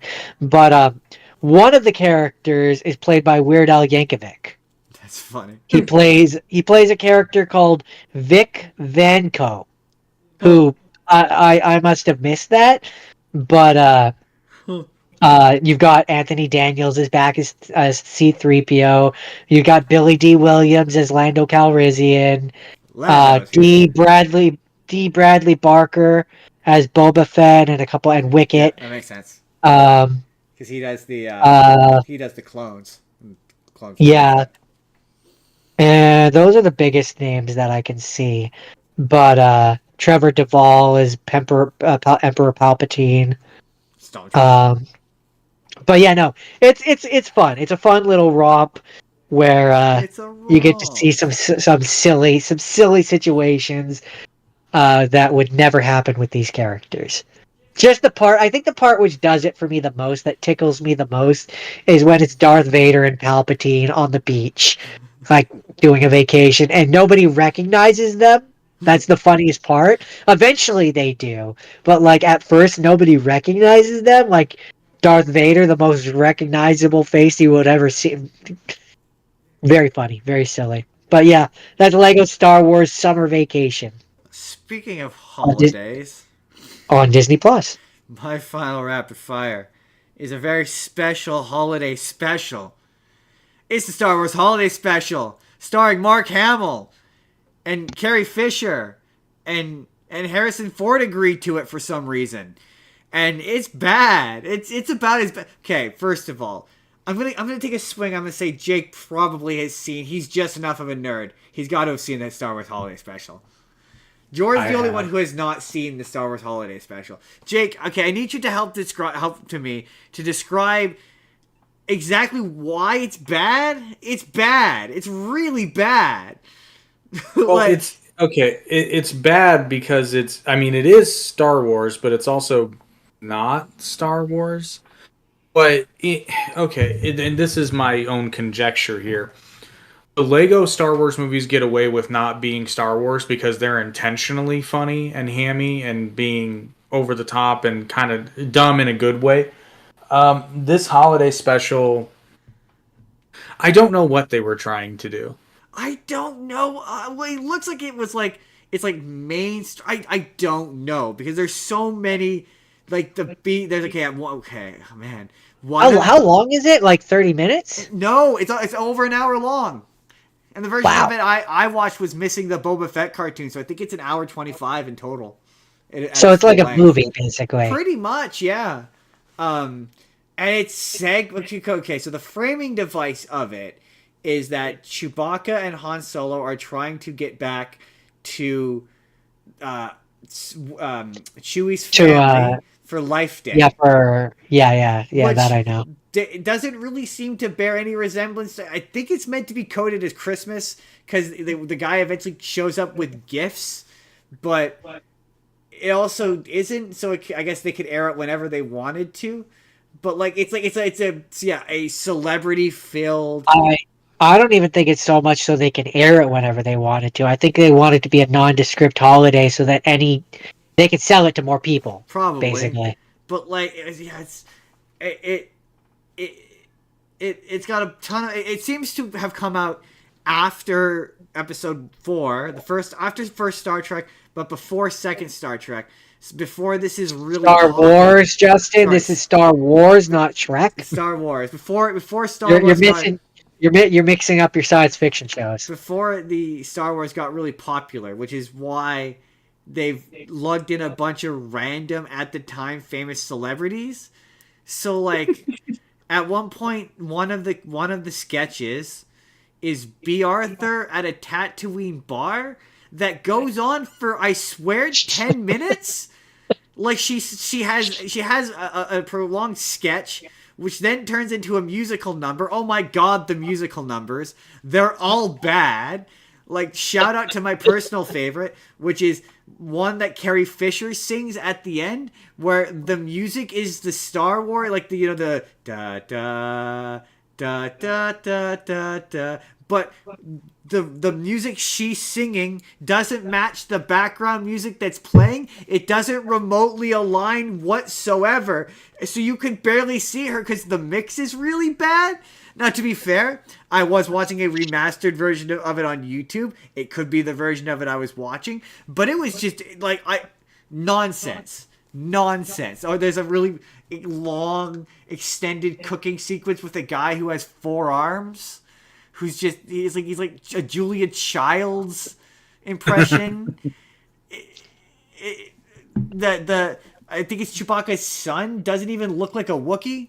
He looks like a completely different because they clearly couldn't get it. They couldn't get the budget for multiple Wookiee costumes, so Chewie's son doesn't even look like a Wookiee. I mean, here's what I'll say, Justin. There's a reason they buried this thing and do not want to acknowledge its existence. They won't even put this on Disney Plus. No, see, that's not true, because they knew that there was one thing of value in the holiday special, and that was Boba Fett. First appearance of Boba Fett, who appears in a 3D or a 2D animated short, done by the people who did the Ewok and the Droid show, which is why they look similar. And yeah, and that short, Disney saw enough value in it that short is on Disney Plus. So if you want to see one small segment of the holiday special, that is on Disney Plus. But what's interesting about it is it's clearly Anthony Daniels doesn't know what C-3PO is yet. That's the point where I went, oh, this clearly came out after the first movie, because I don't know if you guys remember how in the first Star Wars movie, 3PO was kind of lower, and he wasn't quite as, like, up there and, like, falsetto like he is in Empire Strikes Back. So he's very low and very subdued, and he talks more like this. Very soft, very, not really up here and really crazy and fanatical. And I was like, oh, he clearly hadn't figured out the character yet. And I thought that was interesting. But yeah, I think it's the worst Star Wars thing I saw this week. But also it's on YouTube, and every Star Wars fan needs to watch it to know what bad Star Wars actually looks like. Because I would... The Last Jedi is still the worst. I would qualify that as bad Star Wars. I don't... Okay. We'll do Last Jedi next. I was going to... I will... My point being that, okay, the Star Wars holiday special is laughably bad. True. The Last Jedi is enragingly bad. I do have a point about the last. I do get it, because yes, we'll get there. Jordan, we'll get there. We'll do Last Jedi next, because I do have a point to make about that movie where I acknowledge the frustration. I do. We'll get there. It's coming. So that would we're on to have scenes at this point. So this was my other mainline movie that I chose, and I mean, Master Skywalker, what are we going to do? Die. Now, okay, here's my question before we jump into. I mean, what is there to be said about Revenge of the Sith, for those who don't get the reference? Yeah. So we had a screening for Revenge of the Sith here in town, and we didn't go. Oh. Very tempted. Very tempted. Very tempted. Jake, would you, if you had gone to one of these, would you have done a big shout and gotten real, like, excited with the audience? Quoted the lines, gone along with the general vibe. No. I can't say that I wouldn't have. Especially if it's like in the moment, I might have, because this is one where I know this movie almost word by word.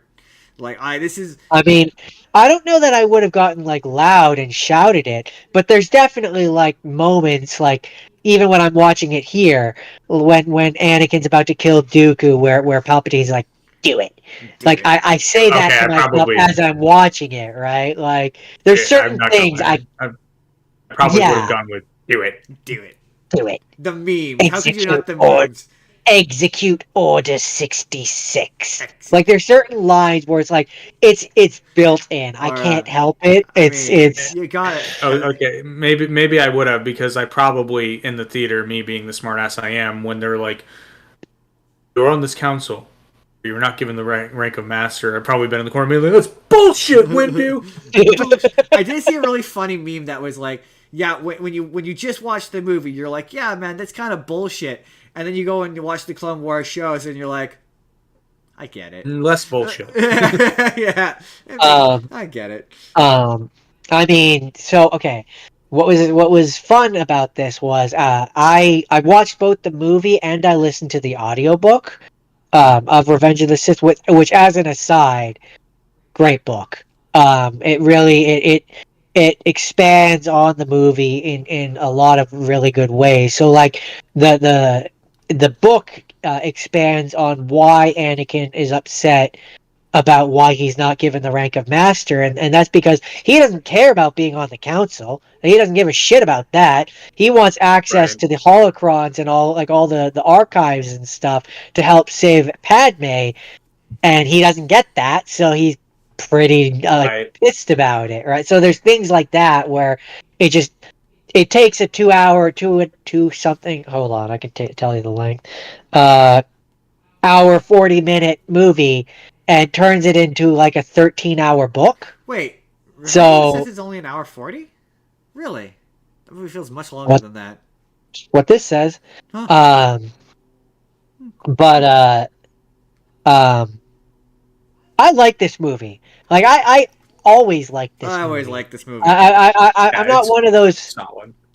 like I'm not one of those people who was like, "Oh, it was bad and I hated it, but now I've gained a new appreciation." No, no, no. We watched this movie like I think 4 times in theaters, Yeah, well, at least, yeah. 3 or 4 times. Yeah, something like Like that. I remember enjoying this movie as a kid, but I was who it was made for. Yeah, Same with pretty much. Phantom Menace and like all those. I grew up with like at the correct age. Also, if we're to talk about worst Star Wars movies, um, Attack of the Clones, that movie is up there on my list Oh, as God, one of the worst Star Wars movies. that I was was bad. always a staunch defender of Attack of the Clones, actually. So, okay, It so so okay, I'm I can't. That's not my movie. We'll lump that into the Last Jedi as getting into that, but or whichever one Justin has next. But I just I it's really funny the Revenge of the Sith having had their anniversary so recently. There's a lot of behind the scenes stuff that has kind of been discussed. One of the funnier ones that I saw was that popped up on my TikTok was the kid who was the kid in the movie who was like, Master Skywalker, there's too many of them. He was on TikTok and he was like, I only got that role because they came to all of us kids and were like, which one of you knows the line? And I was the first one to put my hand up and yep, be able to say it correctly, which I thought was hilarious. that is very I funny. That's funny. So Jake, let The- me That's why you want to study, kids. right. Let me ask you, how do you feel about this internet tendency to historical revisionism when it comes to the prequels and Marvel movies generally, like where people are pretending like like stuff like Red Letter Media and Mr. Plinkett and the People versus George Lucas and how everyone hated those movies and everyone wants to be like, no, we didn't hate those movies actually. It's like, no, we did.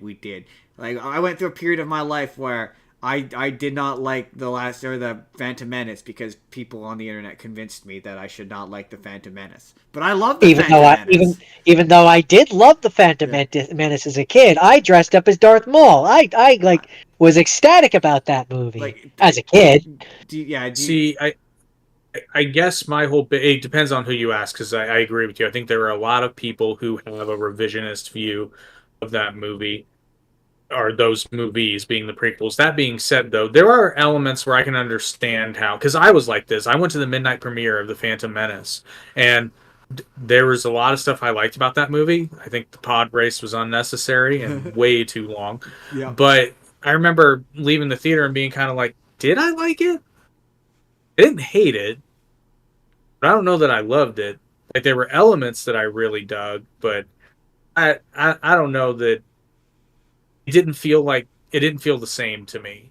Interesting. It didn't feel the same way Star Wars did. Now, that being said, even if there are elements in those movies that don't feel like Star Wars to you, there are things in each of those movies that make up for it. In Phantom Menace, you get Darth Maul. Yep. He more than makes up for the moments that feel a little less Star Wars.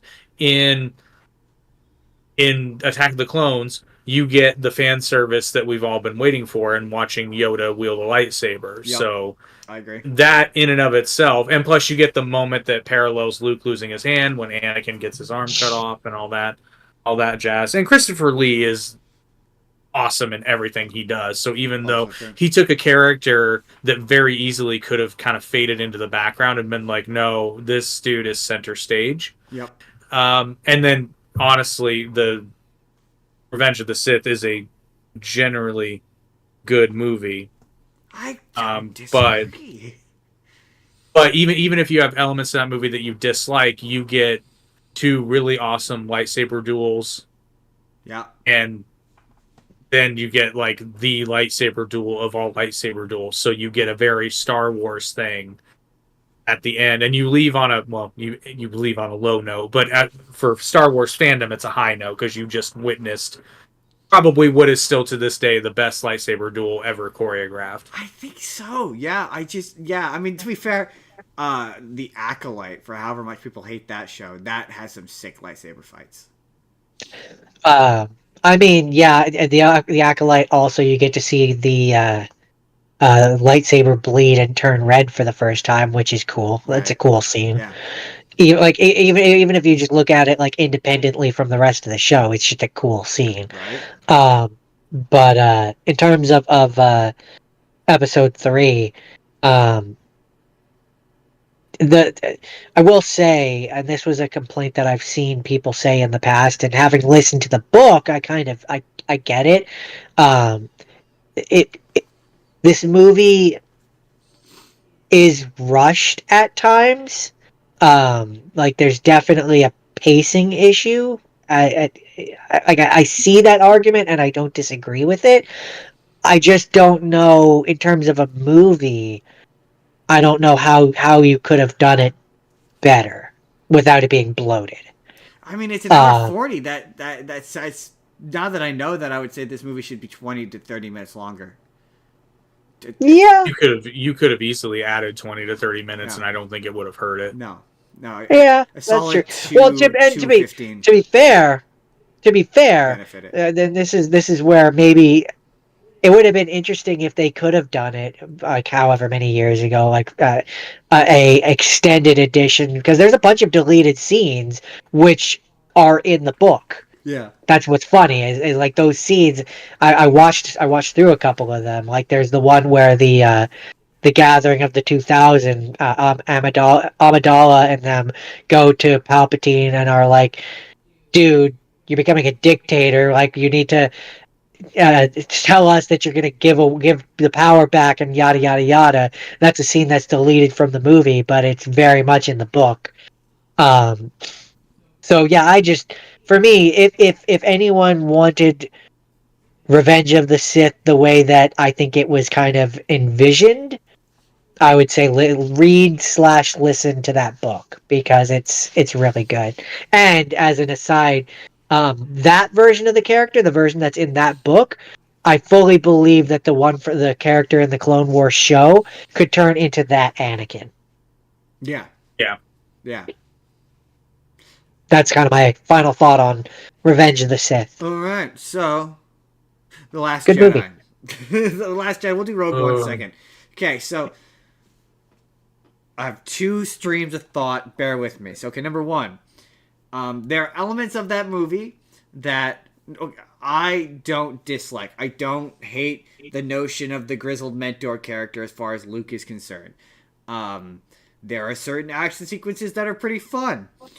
Um, I, I discovered Star Wars needs levity, and it has that. Um, okay, here's the rest. The rest is this movie does take an active dump and shit on the previous movie in kind of a astonishing way, where it goes, hey, you know all the shit that we set up in the previous movie? What if I dropped trow and just took a massive diarrhea all over it, and then as I was doing the massive diarrhea all over it, I looked at you and I went, you, this is your fault. You're the reason I'm doing this. You're the reason. You're bad. You're bad for liking this. Learn the lesson. Learn the lesson of me taking a shit on the previous movie. That's what that movie is. That's pretty much what that movie is. And it's emblematic of everything that's wrong with modern Star Wars, where it requires you to have read previous shit in order to understand a relationship that's established for the movie to function. You're like, oh, you're supposed to just inherently trust the stupid purple-haired chick. The purple-haired chick, which you only know that they're friends based upon a book that you were supposed to read. It's fucking stupid. It's everything that's wrong with modern Star Wars. So to touch on the Luke being a grizzled defeated mentor role, I kind of came to this realization. The reason why that doesn't work for me in these movies is because we never got to see Luke at the height of his Jedi, of being. That's point 2 for me. Is this feels like a sequel to a series of movies we never saw. So this feels like the end point of a character arc that Luke never got to have, and I think that's why people hate it so much. I think it's the ending of a story we never got to see, and it's made all the more worse by having Luke be like. Having Luke be like, what did you think was gonna happen? Like, I think by having him come in with that tone of voice, arrogant and smug, like he throws the lightsaber over his shoulder. Like maybe if there was some sort of reverence put to this, and he was like more defeated. Again, the concept of him. That's it.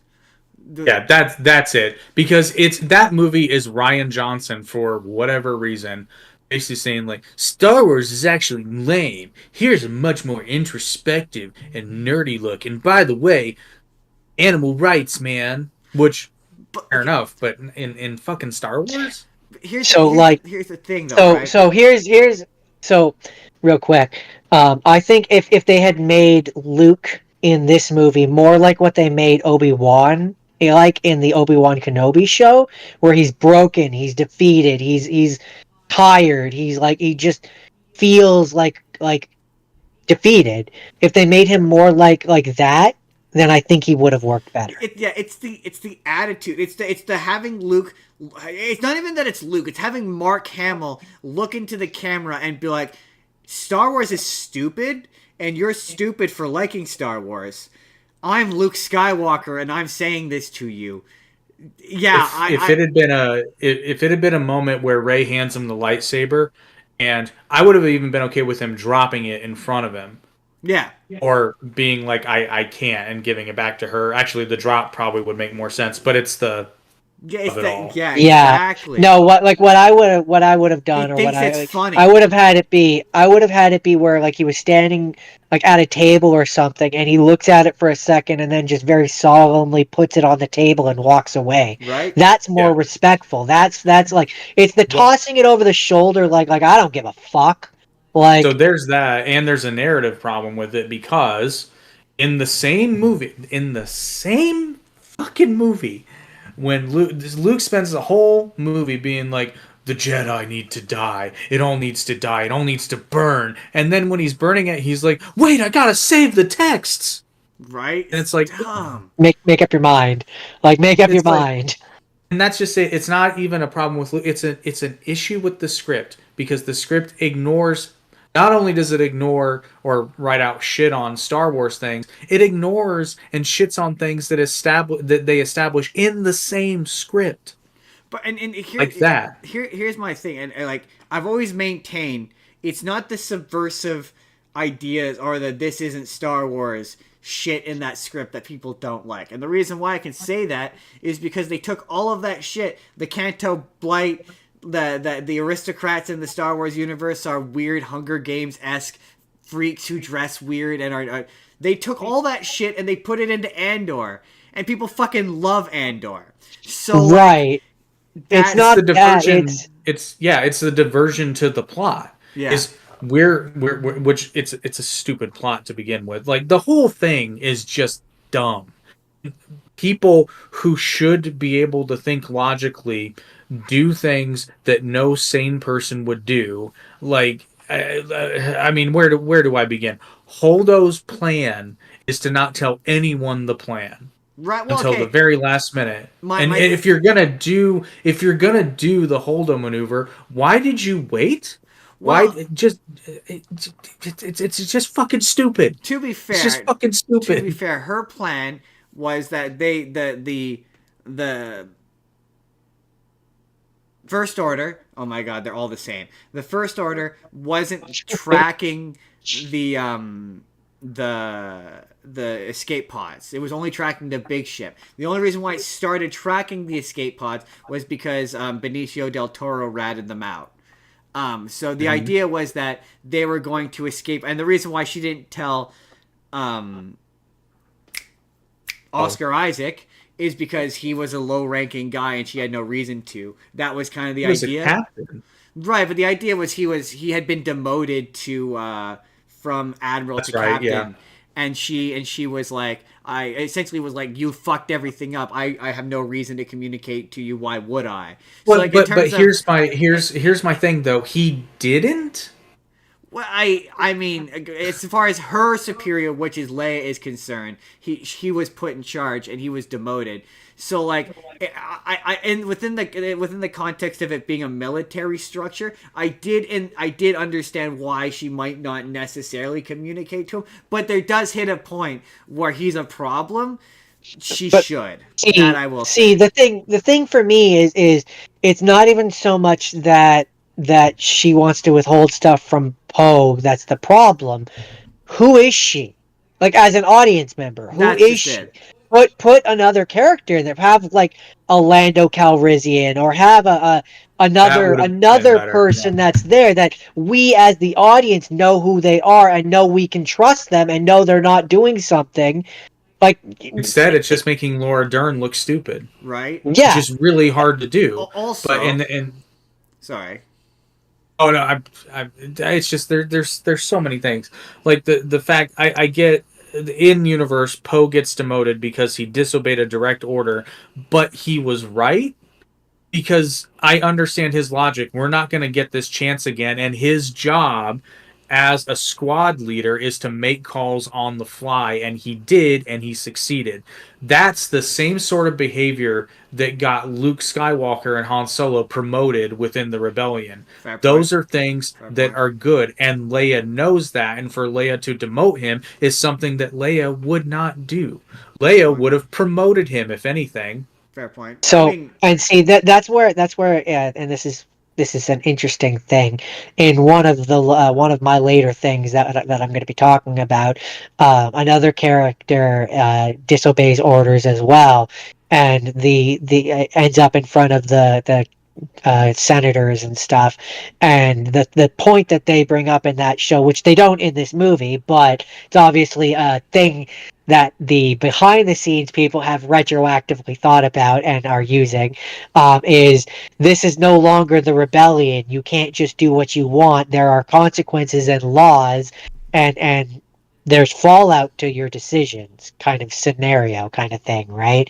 So if they had done something like a line like that in this movie, it might have been less like aggravating. If they had been like, this is no longer the rebellion, you can't just do what you want anymore, there's repercussions to your actions, and this is the repercussion, fuck off. Like, if they had done something like that, then it might have been more better, but Well, but then the other giant problem with the sequel trilogy as a whole is the fact that, okay, the First Order is technically a rebellion, They are, yeah, yeah. It's and not. They're yeah, not. the Resistance. That's so stupid. You're not the Resistance if you're the government, Yeah, and exactly, yeah. and the government theoretically has an army and a space navy, but apparently they don't, because apparently after the Empire fell, everybody became stupid Well, and but was like, "Oh, also, this will never happen I again." I think in the first one, what was it? Whatever, the first one of the new trilogy. I think when they used their Death Star 17, the ultimate Death Star, and blew up the 5 Republic planets. I think the Mhm. idea is supposed to be that they destroyed like most of the Republic like in one go. But they were the Resistance before that happened. It says it in the crawl. yeah, Fair. they were the ones who they're the insurgency And basically. I can there's another. So the other thing that the Force Awakens does, not the Force That Awakens, I'm right. sorry, Rise of Skywalker does, is okay. The whole space radio signal, and then everybody shows up to Leroy Jenkins, this bitch, but everybody shows up, and it's like, why, what, why didn't you just fucking do that before? Because that movie is dumb.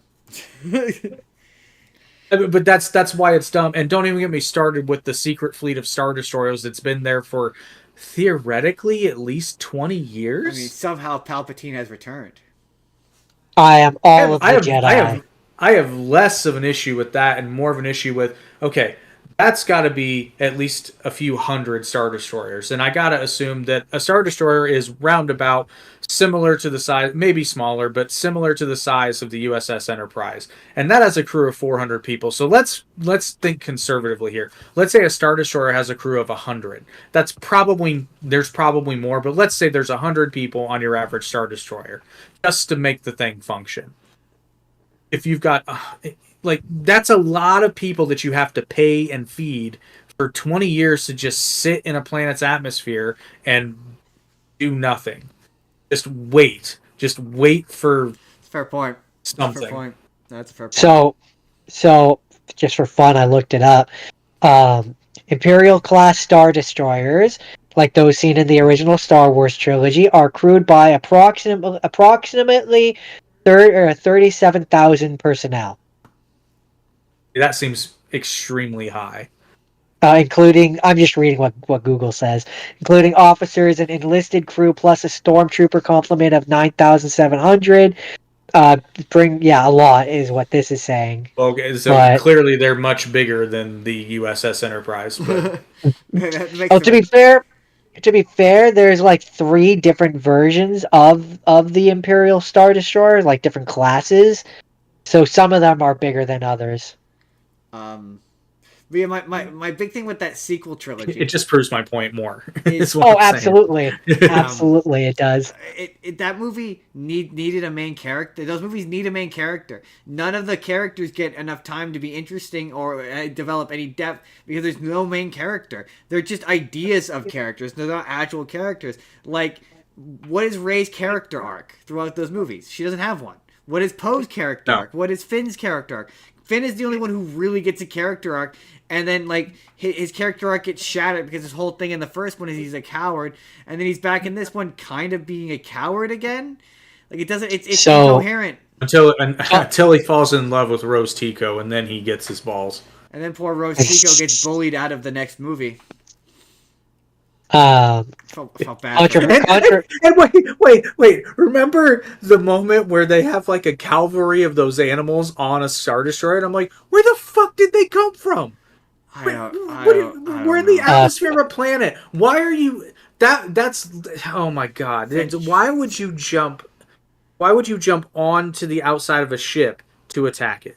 Like, that just. And it's funny because in the next one, yeah, they clearly they tried to write out Rose and then give him another love interest who's a or they were trying to set up seeds for another love interest with another black stormtrooper girl, which was funny. I heard that they're making a new thing which has Finn Finn, the Well, yeah, stormtrooper. they're supposedly making a new. Well, they're at one point they were making a new Rey movie, where she was gonna be old woman Rey. She was gonna be in charge of the Jedi Temple now, and supposedly it was gonna bring back Poe.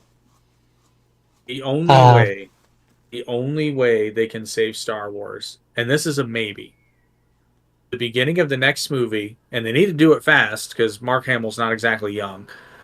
They need to have Mark Hamill wake up. Like you get kind of like a montage of what happened in the trilogy to remind you of how bad it was, and then it just cuts to Mark Hamill going, and That's he's in his fucking Jedi robes, and you I know, think you could do him with old Mark Hamill, where he's old. He wakes up, goes, oh, and he turns to his equally decrepit wife, and he's like, "Honey, I had the worst nightmare. Thanks, young Luke Skywalker." she just looks at him and goes, "Was it the sequel trilogy again?" Was it the Last Jedi nightmare again? It was. Come here, see, young No, see, Luke Jr. this would be a see, wonderful. This would be a wonderful little jab if, like, legit. I like that idea. He turns to Mara Jade, his wife, and she just looks at him and goes, "Were you the Last Jedi again?" Yeah. Yeah. And then Then he's got, she's like, "Well, this will make you feel better." And then they go out into the hall and see like there are hundreds of students just bunking. You know, What's funny is this absolutely feels like something they would do in one of the Lego ones, like where they poke oh, fun. for sure. Like absolutely, it feels like one they would do. Um, but no, controversial opinion. I think Rey is boring, and I think the she the is sequel boring. trilogy. I think the sequel trilogy would have been far more interesting if we had followed a stormtrooper who started off dark and Yeah. like a stormtrooper and slowly kind of became a I wouldn't even say a Jedi, but something in between. Well, I just it was Yeah. that And was so then and frustrating. that was like the The overarching trailer. point. Yeah, Sorry, go the ahead. trailer. The initial trailer for The Force Awakens makes you think that's what's going to happen. The Because the first poster. shot you see is Finn, and then the trailer ends with Finn igniting the lightsaber. Yeah, no, the first Yeah. That's what you poster think is going to happen. the first poster. He's And got like, the cause like, lightsaber in his hands.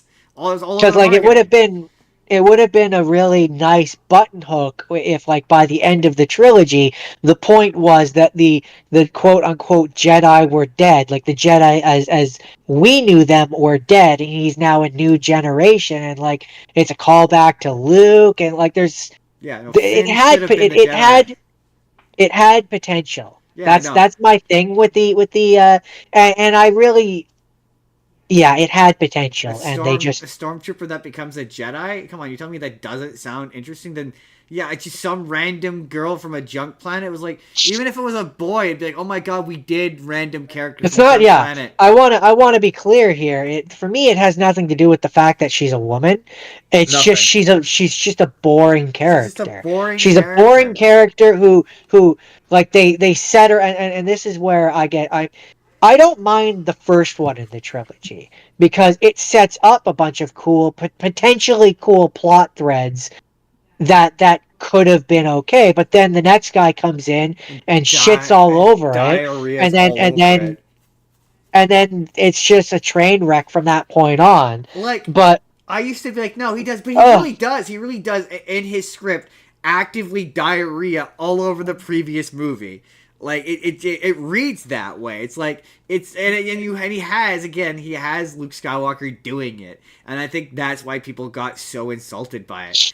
Yeah, and then yeah, well, yeah, because bad, like in the bad. first one. In the first one, they spend all this time. They're hunting for Luke. They've set it up.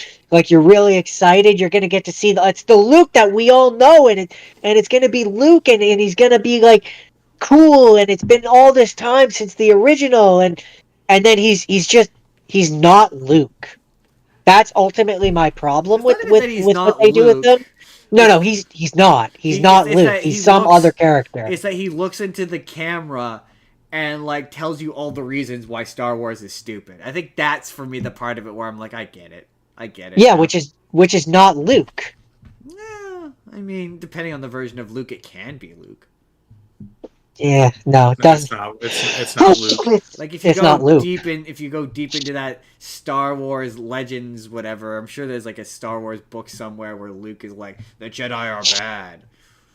Well, I mean, there's stuff in the Legends where he falls to the dark side. So absolutely, there's stuff where he's like gritty and he's dark and he's not the hopeful Luke necessarily. But even in those books, I haven't obviously read every single book, but even in those books, I have to imagine he still feels like Luke. Yeah. In this, he doesn't feel like Luke. He feels like some other interpretation, but he doesn't feel like Luke. Not to Yeah. me, anyway. The whole trilogy kind of feels like a really bad fan fiction.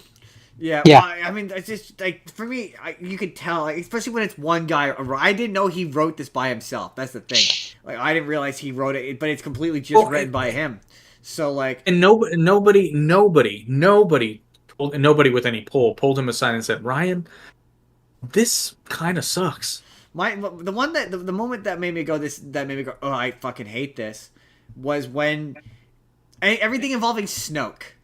It just Right. Yeah. It just feels like, oh, you were expecting a cool twist, a clever twist. He was nothing. He's just a Palpatine, like. He's nothing. He's nobody. Like, And the fact that it all eventually inevitably becomes because of Palpatine yet again, and it's like eye roll. Like, are you fucking kidding me? For me, it's when he's like, "Oh, why are you wearing that stupid mask? Take off the stupid mask." And it's like, "But you're the reason he's wearing the stupid mask." What do you mean, take off the stupid mask? Because it's clearly Rian Johnson being like, Darth Vader is stupid. Masks are stupid, and it's like, oh, you're trying to say something, and it's making you come across as petty. And it's like, yeah, no, it's moments like that. My thing, my thing is like, awful. You clearly hate Star Wars. Why are you working on this? It's the same reason they gave Mindy Kaling Scooby Doo. Because you clearly hate Scooby-Doo. I don't know. You clearly hate it. I don't know why they gave it to you, but Are you okay, Velma? Velma, are you okay? I miss asking Velma if she was okay. She was never okay. Okay, well, see, what's funny to kind of touch on that. There's another show that I discovered by accident, but I actually ended up liking it for the most part. It's a pretty good show. It's on Max, The Sex Lives of College Girls. It's not what you think it is. It's a very funny show. However, Mindy Kaling is one of the writers on the show, and it's very obvious because once again she has herself a self-insert character. Of course. Of course. And this girl is, like, at times she's one of the better, funnier characters that you're kind of rooting for. But it's really season 3 where she really goes downhill. But well, no, that's not true. I'd say towards the end of season 2 she really goes downhill. And then it just gets worse in season 3. But there are even moments in season 1 where you're like, wow, she's kind of a terrible person. And you're having her say and do things to be funny. And it's like, no, that's actually reprehensible. And it's not as funny as you think it is. It reminds me of... I didn't even like her in The Office, if I'm being honest. I thought her character in The Office is unpleasant as well.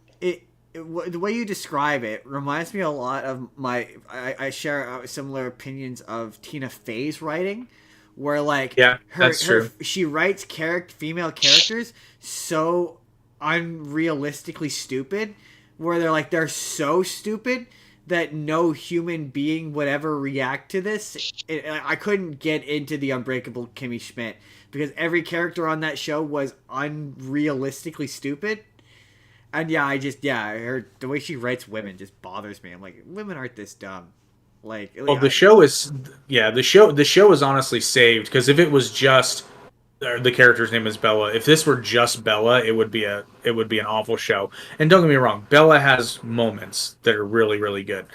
But the other 3 characters really save it, because those 3 characters are written as like normal human beings, where sometimes they do bad things, but they never intend them to be bad, and they have to deal with the consequences of their actions, and they do so in ways that normal, thoughtful people would do, and they grow because of it. And Bella doesn't, I mean, I guess she changes, but not a lot. She comes across as very stunted, but that's not what they're going for, if that makes sense. Interesting. I wonder if that's on anything here, because that sounds interesting. I have to check it out. Probably. It's genuinely funny. It's actually Timothy Chalamet's sister plays one of the roles, and it was so funny because I'm watching the show. and I'm like, I know I've never seen her before, but God, she looks familiar. And then I read her name. I'm like, oh, that's because I see the Chalamet. See the Chalamet of it all. I see that Chalamet. That's it. That's it for The Last Jedi for me. That's it. Yeah, no, I disliked it more this time. I don't know if I'm in. Oh, you watched it again? Oh yeah. You poor soul. We gotta watch everything for the show. Everything we're talking about, we had to watch. Yeah, it's not my least favorite Star Wars movie. I think that's always probably gonna be, Attack of the Clones. But I will say it is 15 minutes too long. It's 15 minutes too long, and it is an entire Canto Blight too long. Like, you could cut that scene out and it wouldn't affect that movie whatsoever. Anyway. So my last have seen was I rewatched the miniseries Obi-Wan Kenobi. Kenobi. Okay. Has Jake seen it? I'm gonna guess not in its entirety. I have seen clips. I would have guessed not in its entirety. I would have guessed. I heard it was horrendous. See, I would have guessed maybe the first episode, just out of curiosity. No, I'm trying to remember what came out first. Did Ahsoka come out first? No, Ahsoka. No, I believe this one came first. This was May 27th to 22nd. I remember I watched the first 1 or 2 episodes of Ahsoka for Toon Talk, and I remember telling Virus, I said, "That's it. I'm done. I'm done with Star Wars." Because this is not to your point, right? I just so happen to know who Ezra is because I've not watched Rebels, but I know who he is. Right.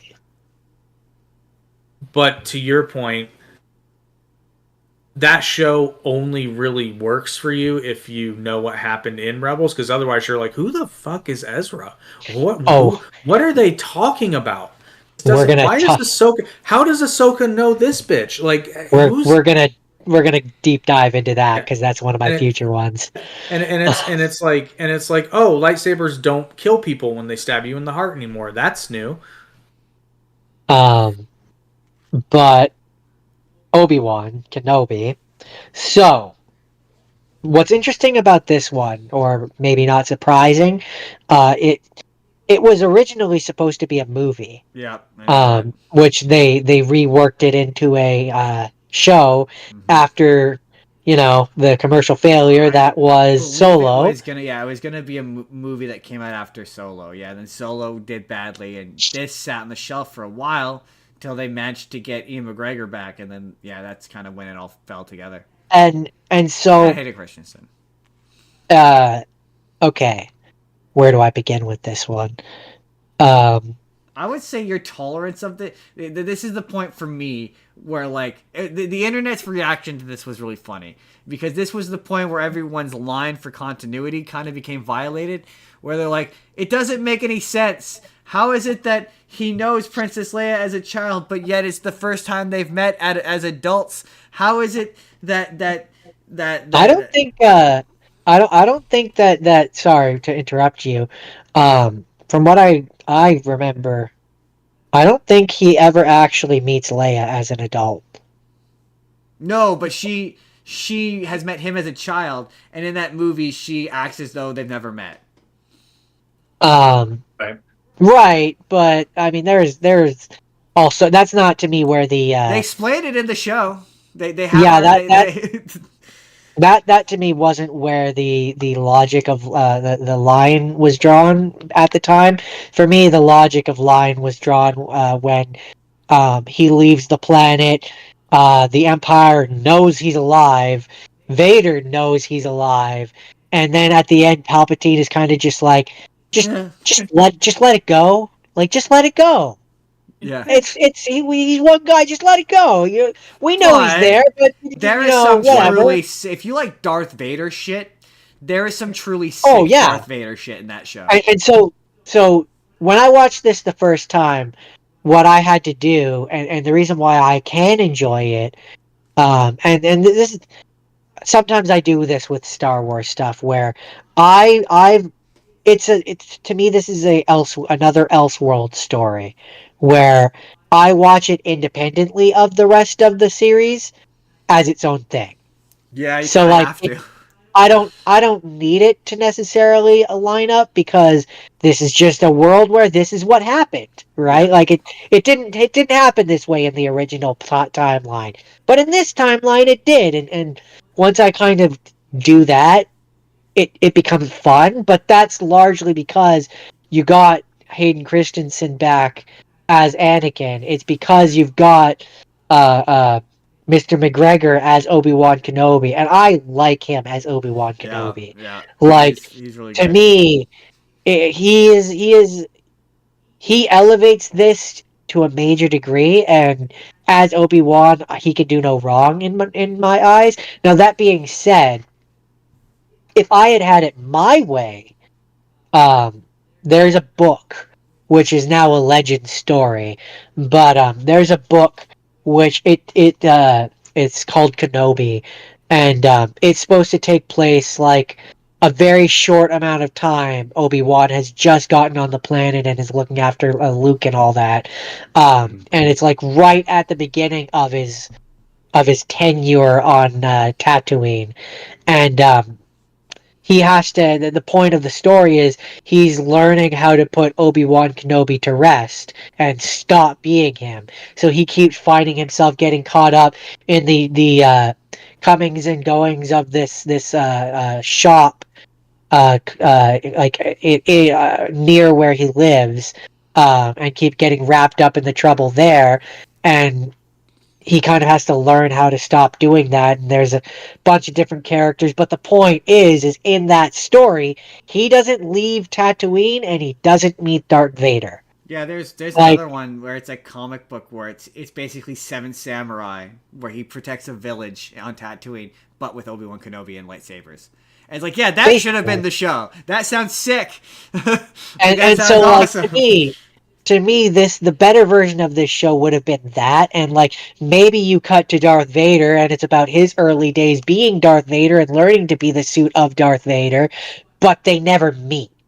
They Yeah. never come together. There's no fight between them. Now, that being said, talking about what we did get, some of those scenes are really cool. Some of the Like, fight scenes are pretty cool. There's a I really cool it's modern Star Wars has really done a good job of allowing Darth Vader to be mobile. So like, there's a really cool sequence of him like running, like he runs out and he like uses the Force to like capture it. I think it's a TIE fighter or something, and he pulls it back. And something like that. Yeah. yeah, it's like a spaceship, and it's like this massive spaceship, and yeah, you get to see him like toss guys around, and there's a sequence like Um, modern Star there's Wars is desire to make Darth Vader into like almost a horror character. Like, yeah, there's that scene where he's terrorizing a village, which is really cool.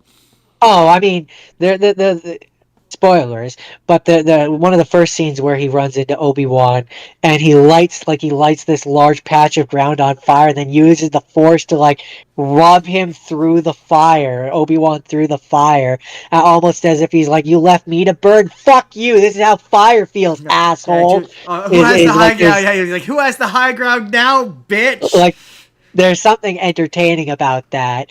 And then there's another scene in the last episode where Obi-Wan has kind of rediscovered his Obi-Wan-ness and he goes to fight Darth Vader, and he cuts off half of Darth Vader's mask so you see the face, and Darth Vader is doing the kind of breathing, right? And Obi-Wan is like, "Anakin, I'm so sorry," and Vader is like, "You didn't kill Anakin. I'm not your failure, Obi-Wan. You didn't kill Anakin. I did." And it's like this really, I don't want to say touching moment, but touching, for lack of a better word. I Yeah, don't know the right that word. was their attempt to explain. Wait, so when they see each other in episode 4, and Darth Vader's like, you killed my apprentice.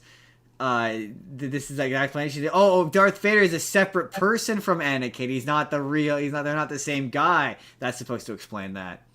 But see, Yeah. going back to the Revenge of the Sith book, that's one thing that I like about that book is like right at the end, near the end anyway, when it's an internal monologue for Vader.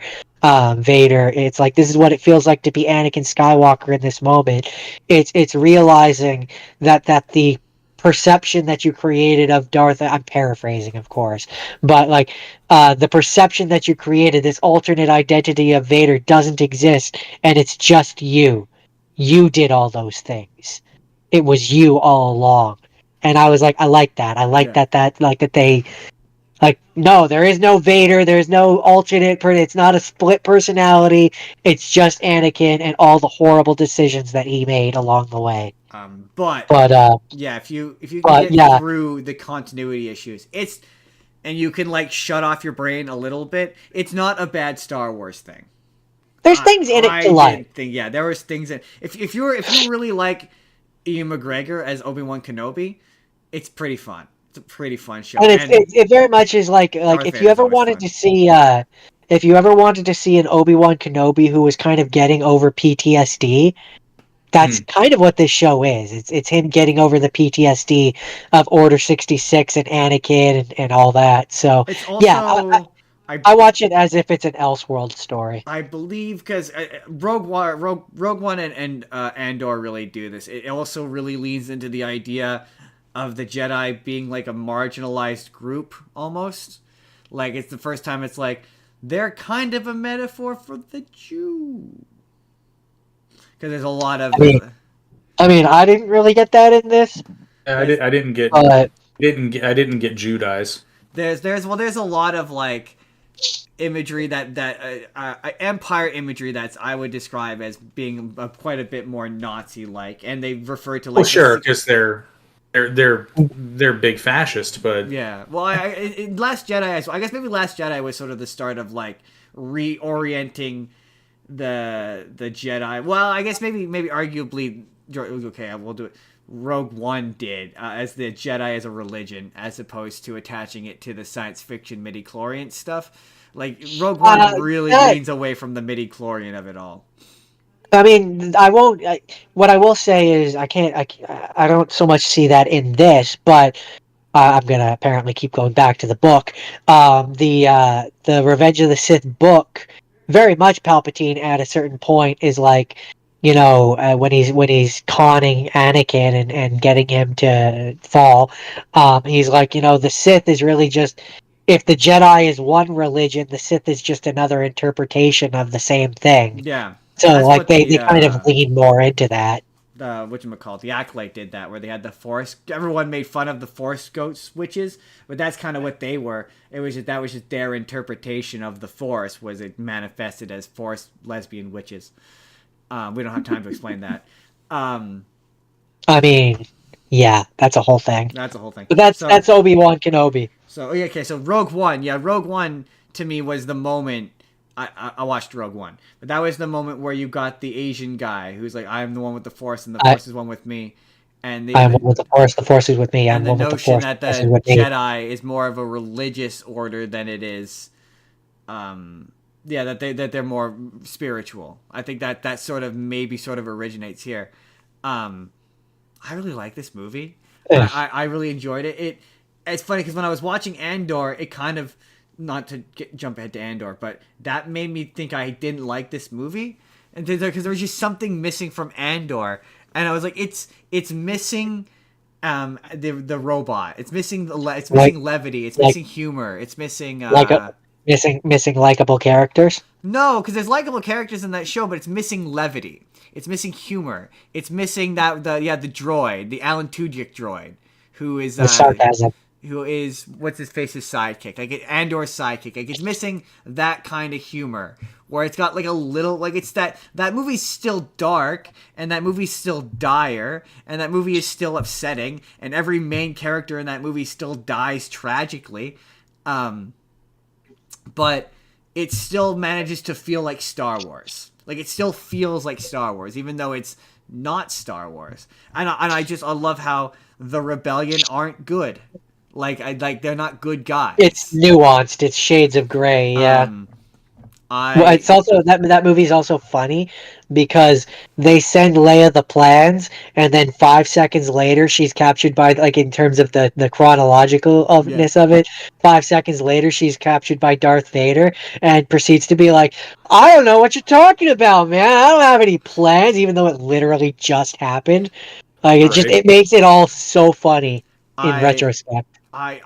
Gareth Edwards is, as I mean, Jake, as a Godzilla fan, he directed the Godzilla 2014 Godzilla movie. He is really good at scale. Like the scale Yeah. of everything. My fun, like I this movie. remember one of the scenes when they're down on the beach or whatever, and they've got the Yeah. gigantic walker coming towards them, and it's like, yeah, that would be I terrifying. think someone said like Rogue One is probably the best Star Wars movie, and I think it probably is technically the best Star Wars movie.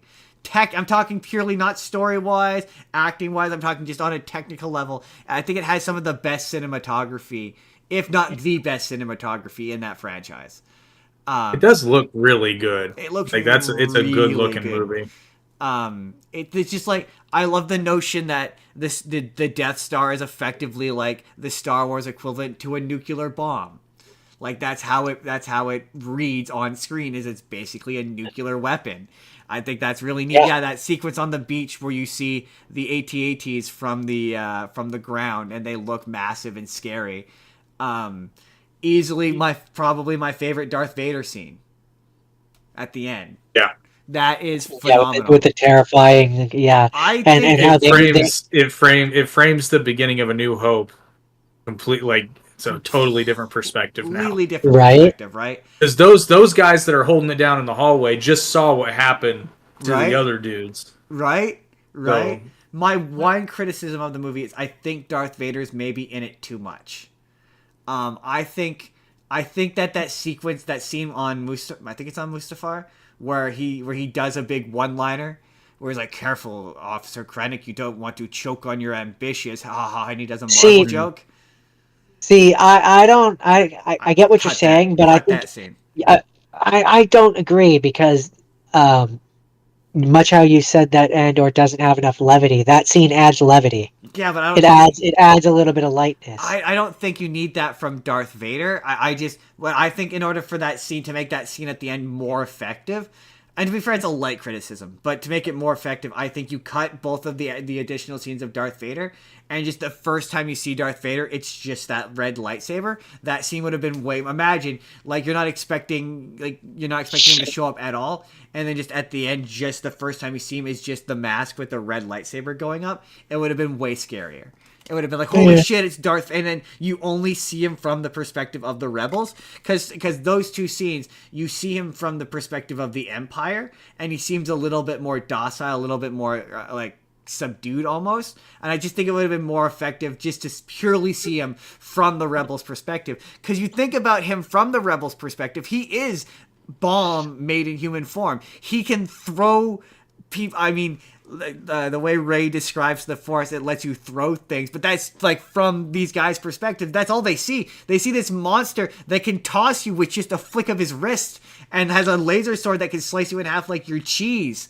Like, that would be scary. And I just think that final scene would have been just like a hair more effective if you didn't see him for the rest of the movie. But otherwise, it also suffers from the it wants to have like a bunch of clearly spin-offs of these characters where you watch another show or you watch another movie or you watch except the part where they all die. Except for where they all die. Yeah, and it's also too dark. It suffers from a lot of modern Star Wars. Again, it has that weird sepia tone, Zack Snyder looking. It all looks dark. That's where I say somewhere along the way, I think Star Wars forgot what Star Wars is. I think so. Also, Saw Gerrera is kind of a fun character. I didn't realize that you guys are probably going to be like, yeah, duh. I didn't realize that the rebels were a bunch of desperate groups that were all combined together. Like I after I thought about it, I was like, Justin. Rebel Alliance. Rebel Alliance. Yeah, no, never occurred to me. I always thought of them as one group. I didn't realize that there were a bunch of splinter groups that combined into one group, and some of them approach the rebellion. So, like Saw Gerrera, yeah, he's militant. They're extremist. They're extremist militant, and then yeah, the Moth Monma ones are different. Like I never watching Andor made me realize that. I was like, oh, they're different sectors and whatnot. There's a To be fair, I only really kind of have an idea of that because I read / listen to some of the books. Yeah. Supplemental material, as it were. Also, like, just how does the Empire work? Like within the structure. Like if we apply our real world logic, it's a pyramid. Right, but it's like okay. That's usually how dictatorships work. Is you have the one guy at the top, and then he delegates to people that are just below him, who delegate to people who are below him. Like I know, for example, that there are sector leaders, which would be like your Grand Moffs. And then from there below there, you have the people that run the individual planets. And from the planets, you then on the planets would have the people that run like the individual cities or parts of the planet. God. So it's a pyramid. I have more questions about their galactic government, but I'll ask them when we get to Andor. That's it. That's Rogue One. Rogue One's fun. I enjoy Rogue One. So we now move into the have-not scenes. Yeah, do the one that's not the Ewok one. That was the plan. Okay, good. Which is Ahsoka. So yeah, so Jake said he watched 2 episodes of Ahsoka and gave up. What made you give up Ahsoka? It's boring. It's another show that kind of, it's not as egregious as The Last Jedi, but established rules in Star Wars are kind of thrown out the window for story convenience. Interesting. See, I've never watched Ahsoka because just purely based on, and Jordan said this when he was watching it, it looks like if you haven't watched Rebels, it's incoherent. And he said that if you haven't watched Rebels, it's incoherent. Yeah, largely. Although it's funny because which I can see how it would be, but the Wikipedia calls it a spin-off from The Mandalorian. I can see how it would be that also, but it's more of a sequel to Rebels than it is that. More than anything. Sorry, go ahead. Oh, I was just going to say, it's only a spin-off of Mandalorian insofar as Mandalorian had Rosario Dawson. As Ahsoka. As Ahsoka, yeah. But so I haven't watched all of Rebels. I think I've watched like the first season and part of season 2. So I like there's definitely stuff where I was like I don't know who, like Sabine, who is Ahsoka's apprentice. I retroactively went and I kind of looked up, but I had no idea who she was, so her whole character arc meant nothing to me. But like I knew who Ezra Bridger was, so it was kind of cool. Spoiler alert. It was kind of cool getting to see him in live action. But no, yeah, largely boring. I see boring. I absolutely see boring. My other big thing, and I guess maybe this is just a problem with how she's portrayed. I don't like how Rosario Dawson portrays Ahsoka. No, I didn't like her on Mandalorian. She kind of makes her a bitch. Yeah. Do you think? Like, just kind of completely. She sucks. She's so self-righteous in The Mandalorian, and then my first reaction was like, okay, and where were you? Yeah, pretty much. When this whole rebellion thing was going on, and they could have used another Jedi in their ranks, like where right? were you like, attacking? why were you? You were just being fulcrum off in the darkness somewhere, twiddling your thumbs. I guess. Yeah, like, it's kind of the Captain Marvel of it all from Avengers Endgame. It's like, where were you? It's like, well, the galaxy's a really big place. And I'm like, yeah, it's half the size it was now. Right. Kind of a big deal. Right. It sort of seems like you should be out there helping with the galactic empire that you kind of help facilitate a little bit. Yeah, kind of seems like, and you have no problem whatsoever stopping by Earth every now and again. Now, right? So right. What gives? What gives? What changed? Because you weren't a character. Yeah, that's one thing about Ahsoka that gets frustrating is Dave Filoni is unwilling to cowboy hat kill off his characters. Well, what makes it frustrating in this instance is like, okay, she survived Order 66, which having seen the Clone Wars episodes where that happens, it's like, okay, I get it. She was trained by Anakin. Like, she was trained by Anakin specifically to defend herself against clones. I can see how she would survive that. I don't. Of the characters that survived Order 66, that one doesn't really bother me. Then somehow, of all the Jedi who were hunted down by the Empire, even ignoring Darth Vader, who were hunted down by the rest of the Empire and killed, she still somehow survives. Okay, I can look past that. The Death Star is a thing, and the rebels know it's a thing, and she does nothing about it. That's kind of where my suspension of disbelief comes in. Like, she does nothing. She's not there in any capacity, which I get, obviously. Original movies are original. She wasn't a thing back then. But, like, in this, we could have at least been like, oh, she was insert like explanation of what she was doing, but like they don't even really acknowledge it. Doesn't she go through like which a time portal and wind up at the back of at the end of? Isn't that what happens? In Rebels, there's a part where her and Darth Vader are fighting, and from what I remember, she was supposed to die there, and then Ezra goes into the place between worlds and pulls her through, and tries to save her. But you find out that the way time travel works in the Star Wars universe, she had to go back through the portal she was pulled out of, so she still went back to that moment, but she now has foreknowledge and was able to survive as a result.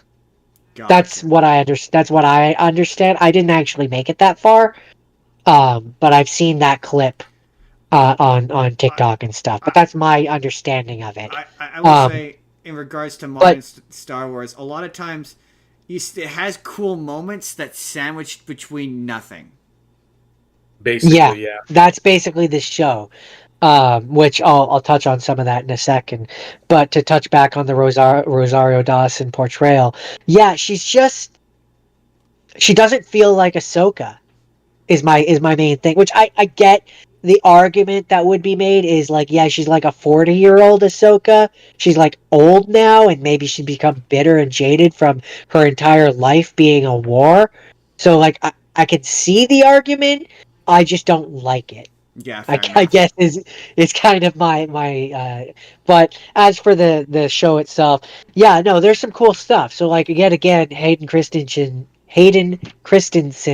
shows up as Anakin, and it's fun. It's fun seeing him show up, especially because there's spoilers. There's points where we see flashbacks where we get to see a live action, like a young live action Ahsoka, and Hayden Christensen is dressed in the outfit from the Clone Wars show, and like he looks like him, and it feels like him, and it's kind of cool how they've managed to make the 3D character, like the live action version, feel like the 3D version, and it starts to blend the two, where it's like I kind of can see a version of Hayden Christensen that would be that character, not in Revenge of the Sith, but in an alternate universe where we remade that movie. I could see him being the same character. There's a really fun moment where she's fighting him, and he walks through some like steam or some water or something, and he like shakes his shoulder. Or something. He shakes his shoulders, and his silhouette turns into Darth Vader for a moment,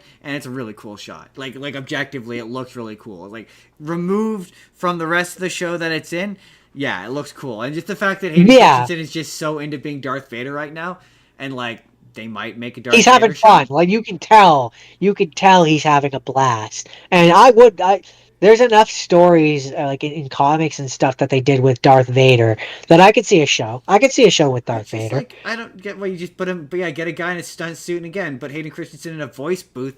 I just don't. How hard could it be to make? Oh, fuck that! Show? He wants to be Darth Vader. Put him in the suit.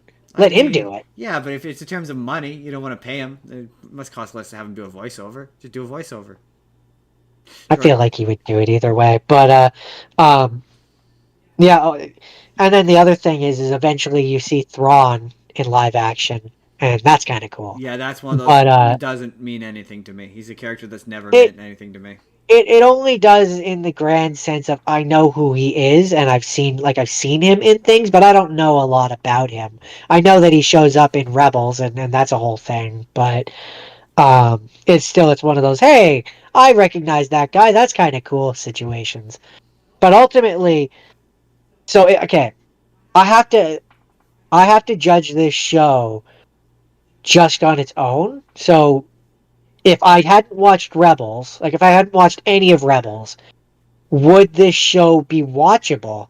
I don't think so. And my ultimate summation is no, it's really not, because there's so many characters that you would like, who the hell is Ezra Bridger, and why are they going to so much lengths to bring him back from another galaxy?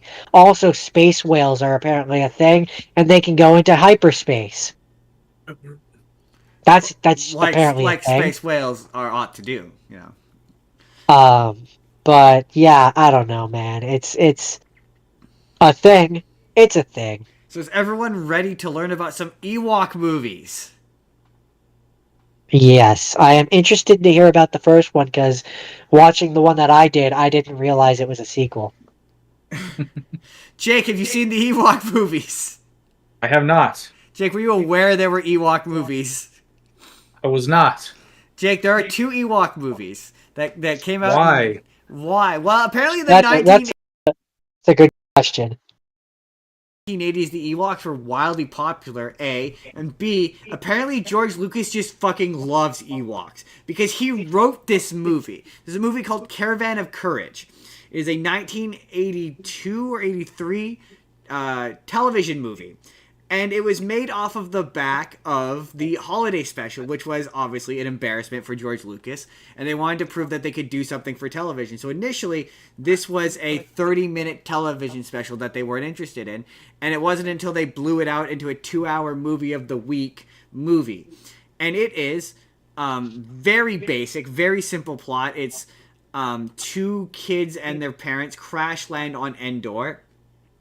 And the Ewoks help the kids get back and find their parents. And in order to do so, they have to form a caravan of Ewoks to go find various other Ewoks so they can fight an evil giant to save the parents. And it's really like more of a fairy tale. The Ewoks once again utilize magic. There's a happy ending, except for one of the Ewoks dies, but there's otherwise a happy ending. Warwick Davis is once again playing Wicket, the main Ewok. And it's honestly okay. Like there's a really fun sequence where there's like a stop motion. They call it a boar. I don't know how to describe, but it's like a Star Wars style alien. And then they do a really kind of fun job with scale with the giant. And so long as you remember that this is a made for TV movie and it's not a theatrical movie, it's pretty fun. It's honestly pretty fun. The only thing that really holds it back is the Ewoks don't speak English. They speak Ewokese. And so yeah, yours is Ewokese, yeah. And so the yours is very much a sequel to this. Yes, it is. Yeah, and so it's very funny because I can tell because I know who Warwick Davis is. I know how he walks. He was 15 years old when he made it. I can tell when Wicked walks that it's Warwick Davis because he walks like Warwick Davis. It's really quite funny. Yeah, it's fun. It's a fun movie. It's also on Disney Plus. It's very cute. The kids are cute. I'm trying to think if there's anything else notable. Oh, that's what's interesting about it is that cartoon I talked about earlier is a spin-off of this movie where all of the characters from that show originated in this movie. So the wizard, the main wizard, Lockjaw or whatever, he's a character in this movie. The Wicket's parents, who are all on that animated show. All of the characters are on that show. All of the all of the various enemies all originate from this show. And what's interesting is it initially was criticized because it was like they're like, oh, it's a bending of genre. It almost it's basically like a fairy tale, like a magical fairy tale story. But Star Wars is a science fiction story. Magic shouldn't exist in that universe. But in retrospect, magic is interpretable in the Star Wars universe with the Force, because you could be like, any magic that they use could just be, this is just the Ewoks' interpretation of the Force. But yeah, it's written by George Lucas. So George Lucas, and so that's where I'm like, if you're like, oh, Star Wars has way too many spin-offs and random side characters. It's always been like that from the beginning. Like, that's what this is. This is a random spin-off of a spin-off. So yeah, I just thought that was interesting. Of like, yeah, Star Wars has always been this way. It's always been this big merchandising machine. I guess it's just been about how much you notice it. Yeah, very strange, silly movie. That, oh, it's also somehow supposed to take place before Empire or Return of the Jedi. So even though the Ewoks all have seen humans and they speak English in this movie at times, they can communicate with humans. Yeah, that's careful. So, Jordan, tell us about the second one. So then we come into the second one, which the droid show and the Ewok show that we talked about earlier came out in 1985. This also came out in 1985. So it's funny that you had a good time with yours. A great time. Because I didn't. I thought this was really, really, really bad. Okay. Basically, marauders are trying to take over the planet, or the moon, I guess it technically is. And the Ewoks help the little girl that was from the first one. She's kind of the main character in this one. Sindel Tawan. Yeah. The family gets captured, and her and Wicket escape. And Wicket and them speak English to a degree, like not much, but like there's a point where they're trying to escape from the cart, and the other Ewoks are like, we're too big, can't get out. And then Wicket, or she's like, me and Wicket can, I know we can, and they escape, and then it's just a real meandering mess, in my opinion, in terms of a movie. They end up with like a salvager or whatever who looks after them for a while, and there's a female witch who, like, they think that there's this spaceship which fell from I think it was their spaceship from the first one. In hindsight, now hearing you talk about the first one, but there's a spaceship that fell from the sky, and she's going to use it to magic, and it's just I was like, is this done yet? Is it? Are we? I just the young girl who she's supposed to be playing like a 5-year-old. I have no idea how old she actually was when she filmed it. Not a very good actress. No, child actor. Really, in Star Wars. Yeah. No. I know. Child actor, bad. The Ewoks in mine, I mean, like, some of the costumes look kind of cheap, but the acting was good. Like, yeah, I mean, it's fine. I give it a little bit of leeway because it's a made-for-TV movie. Exactly. You have to remember it's a made-for-TV movie. That's kind of the big part of this. But it's just, in terms of the story itself, I found it very boring. I think it's because I went into it expecting it to be bad. Oh, no, I went into it expecting it to be bad.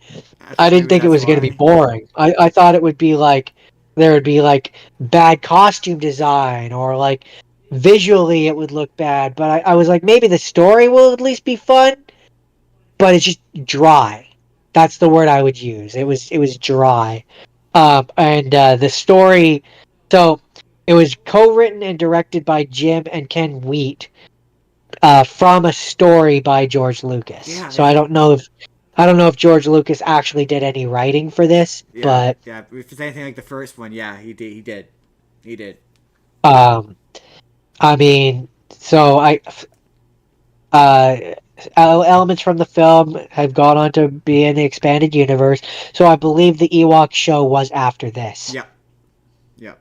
Uh, and there's a bunch of If expanded I had to stuff guess, here, I'd say it's which, probably the same witch that appears on the show. If I had to guess. uh, So probably bizarre. I would not be surprised. Yeah, it was weird. It was a weird movie because like I see what you mean when you say it was a blending of genres because like if the Ewoks weren't in this, it could be it could be not Star Wars. Yeah. The Same the the with this. Yeah. Marauders that were in it weren't Star Wars enough for me to immediately look at them and go like that's a Star Wars thing. The only thing that was Star Wars enough in this Star Wars thing was the Ewoks. Otherwise, it could have just been a fantasy story. So okay. So is that it? Is that it for the Ewoks? There's really not much more to say about Okay. this. Jake, have you seen Andor? No, I have not. Not seen Andor. Okay. Okay. So this has all been leading up to Andor. The question of what is Star Wars? What makes a thing Star Wars? I'm guessing you've heard stuff about Andor, Jake. Yes. I have guess. heard of Andor, yes. Yes. Are you at all interested in watching Andor? No. No. Why? Me neither. Because, like I said, Ahsoka killed Star Wars for me. Particularly the shows. If they come out with a new movie, I might go see it. Depends on if Rey is in it. If Rey's in it, I'm not there. Okay. Okay.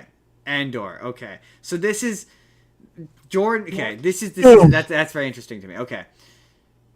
Andor, the log line for this review is going to be Andor is a very good show. Like, it is a phenomenal show. It is, in fact, probably some of the best Star Wars I have ever seen. Or best television I've ever seen, I should say. It is a bad Star Wars show. Which means it's a bad show. But no, that's just it. It is a very good show. Like the final the final like 2 or 3 episodes are phenomenal. Like, truly well performed, well acted, well made, well written. Andy Serkis, it's like they said to Andy Serkis, we're sorry for General Snoke. We're sorry that we put you in that. We're gonna give you probably the greatest monologue ever in Star Wars.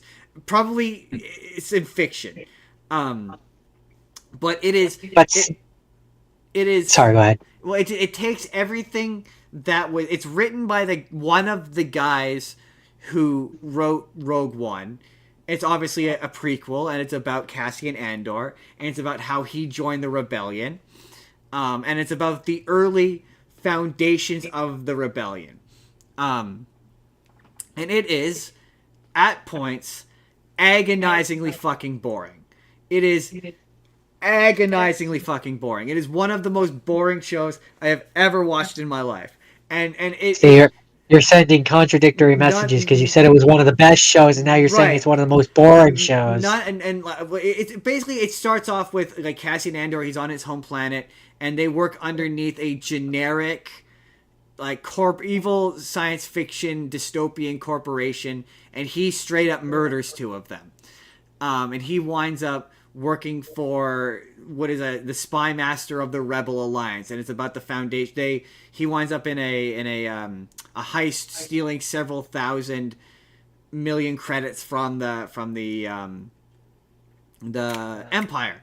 And the show is, as much as it is a origin story for Cassian Andor, it is also a Mon Mothma show, and it is about Mon Mothma in her place in the Republic. So she is a senator who she's basically AOC, where she's like a progressive. I'm getting from this and The Last Jedi some pretty strong anti-capitalist vibes. Sort of, not really. This one is more anti-authoritarian, but she's basically within the context of, she's still in the Senate, and she's doing a lot of anti-empire. She blocks pro-empire legislation, and she puts in anti-empire legislation. She's very rich and wealthy, and it basically takes the ideas from The Last Jedi that aristocracy is really removed, and it's a bunch of like hot, like hub nosed, like, that kind of idea. And it's a real solid political show, and it demonstrates that, like, at its core, fascism is just boring administration. It's just like boring administrative guys agreeing to work for some guy, basically. So I want to interject at this point. You said it, you yourself, in your own words, you said it's a bad Star Wars show, right? Yes. It's a bad show. But it's a Star Wars show. It's a Star Wars show. You're saying it's a bad Star Wars show. But that means it's a bad show. It's missing the point of what it's supposed to be. But that's just and like there's a lot of moments where it's like, yeah. So in the first episode, he murders two guys outside of a brothel. And in like episode 4, one of the guys is like, yeah, so they were killed. They were going to a brothel they shouldn't have been at. They were murdered. We're gonna cover this up and make it look like they were defending some poor person, but they run afoul of some immigrant and they got murdered at a brothel. And I'm like, that's not Star Wars. Or I don't know, Jake, if you've heard, in the newer season, the woman, she nearly gets raped. Yeah, no, that's not Star Wars. And so that feels very not Star Wars. She comes out and she's like, he tried to rape me. And she literally says he tried to rape me. And like, to me, yeah, that pushes shit too far. Or there's a moment early in the show where one of the characters stabs a guy with a knife. And not like a special laser Star Wars knife, like a literal knife. And someone finds her and he's like, you've got blood all over you. And I'm like, that's too far. Like, that's not Star Wars. That's not what Star Wars is. And, like, yeah, there's moments where it's examining the idea of fascism and how fascism can be allowed to operate and what it's like to work in a fascist government and have that the curtain or specter of fascism over top of your world. And yeah, there's moments where you see stormtroopers come in and they're legitimate. It's the first time stormtroopers are legitimately scary because they're like the last thing these guys call in. And there's an episode later where Cassian has escaped his planet or whatever, and he runs afoul of, the robots from Rogue One. He runs afoul the Imperial droids. Yeah, he runs afoul of one of those. And he gets arrested for like a minor infraction, and he gets sent to jail. And he's like, I didn't do anything, and they end up sending him to jail for 6 years for nothing, basically. And then there's a few episodes where he's in prison, and he runs into a prison. Like, he's basically in their prison. They're building random parts for something, they don't know what. And that's all great, but as soon as you say to me the Star Wars show is a bad Star Wars show, that tells me it's a bad show. And so he winds up in this prison, and yeah, Andy Serkis is phenomenal. The prison break sequence is great, and in those moments, it feels like Star Wars. Like, there's moments where, like, yeah, they're shooting laser beams at each other. Like, there are moments, and when this show is allowed to feel like Star Wars, but like a slightly more closer to an R-rated Star Wars, it's fun and it's really engaging and it's really interesting. And if you're looking to deal with Star Wars on an intellectual level, then this is a really good show. So it depends. That's why I'm saying what. And it's like, if you're like, oh, it's too dark and too dire, too many people die, and it's sad, like a lot of people die, like meat grinder style, and it's really sad. If you're like, oh, Star Wars shouldn't be that, I understand that argument. But like, objectively, as a show, it's a really good show. Does that make sense? Have I explained myself adequately? I understand what you're saying, but again, for me, as soon as you say the Star Wars show is not Star Wars, it's a bad show. That's full blank, full stop. The rest of it, that's great. You could put a different paint of coat on it, and I'm sure it would be a good show. But as soon as you say that the Star Wars show it's not Star Wars, it's not a good Star Wars show, that means it's missed the point of the audience that it's trying to get in and who it's trying to appeal to. Also, as soon as they say he tried to rape me in my Star Wars thing, yeah, that kills it for me. Yeah. That's where I walk out of it It's with. not again. It's not the violence, because I mean, Revenge of the Sith literally has a scene where he goes to the Temple to murder younglings. Like, Star Wars is inherently violent. It's known for its violence. It's known for its darkness.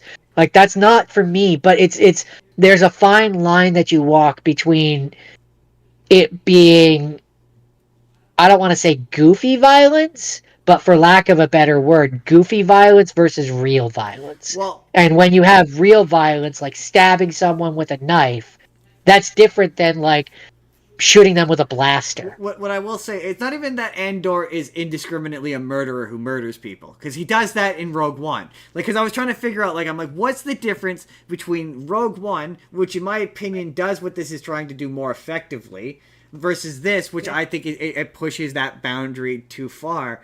Is this has From no what you've levity. told me, This has no. yeah, I was gonna say, It has no sorry. levity. There's no humor, which is what Star Wars needs in order to make the guys getting gunned down feel more palatable. I think maybe that's it, but I don't know. Yeah.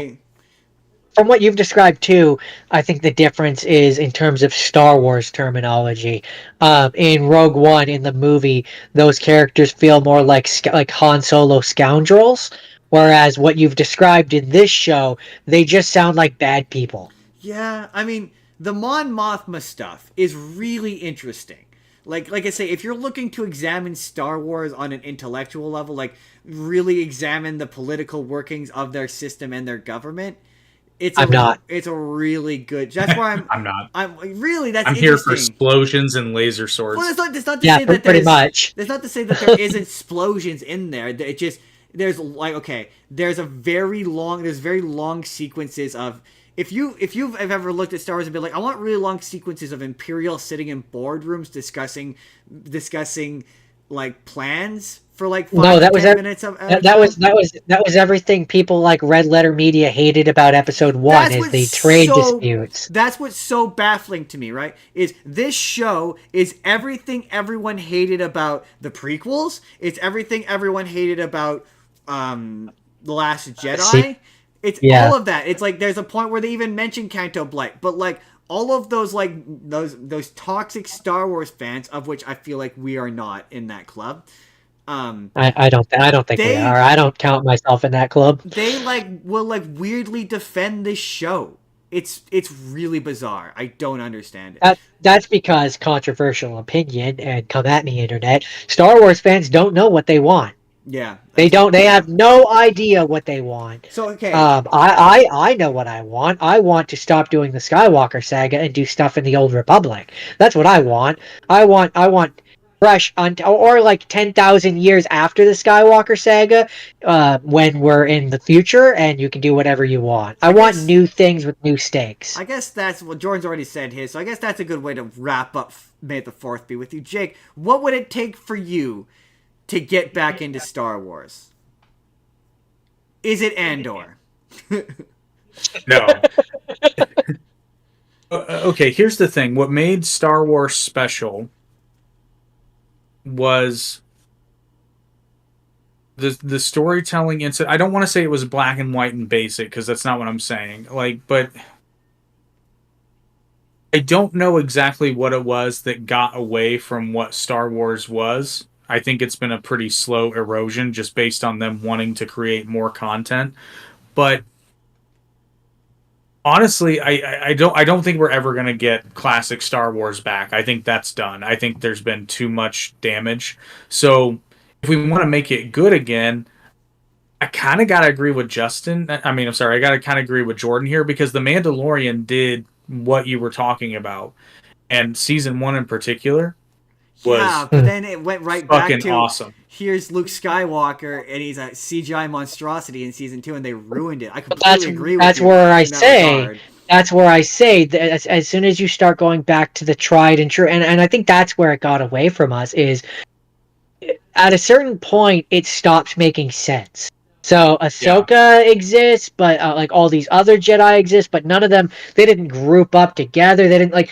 The more that you try to shove into the original, particularly the original trilogy, the less it makes sense. Which is why I say we need to. Skywalker saga's done.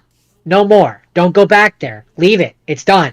Stop doing stuff in that time period. Either do it long before or long after, so you can have dozens of untold stories with unknown characters who have actual stakes because you don't know what's going to happen in the universe. I think and okay, tell me if you guys disagree with this, because I'm trying to figure out what it is about Andor I don't like, and I think it's just because, like, fundamentally, I wasn't looking for Star Wars to be an exploration or examination on fascism. Like, I wasn't looking for the nuance. Like, yeah, I understand that it's too realistic. Fundamentally, in war and in a rebellion, yeah, the rebels have to do bad shit. Like no rebellion is perfect, no uprising is perfect, but like I don't need to see that explored in Star Wars. Like I don't need to see that, oh, maybe the Empire isn't all bad. Like you're right. I think that what works about that first Star Wars movie is they're the bad guys, they're the good guys, that's it. Not everything needs nuance. Maybe is maybe how I would characterize it. Yeah, I think especially when it's like the Empire, which is they're evil. Yeah. Like that's the point in the original movies is they're evil. They're the guys that will build a Death Star and blow up a planet just to have the rest of the universe fall in line. So when you start to humanize that, same as like when you start to humanize that and make the rebels look like, oh, well they're not good either, well then who are we supposed to root for then? Yeah. If the rebels are just as bad as the Empire, that's my issue with that show. Yeah, it's like, yeah. It's like, and the reason why the movie works better is because there are enough characters that are like scoundrels, sure, like not straight good, but they're more Han Solo and less Boba Fett. Right. Yeah. Whereas Andor to me is more like they're all Boba Fett, where they're too dark. Yeah, and I think that has to do with the fact that the show is just written by the one guy who's like, yeah, I want to make an anti-Star Wars show.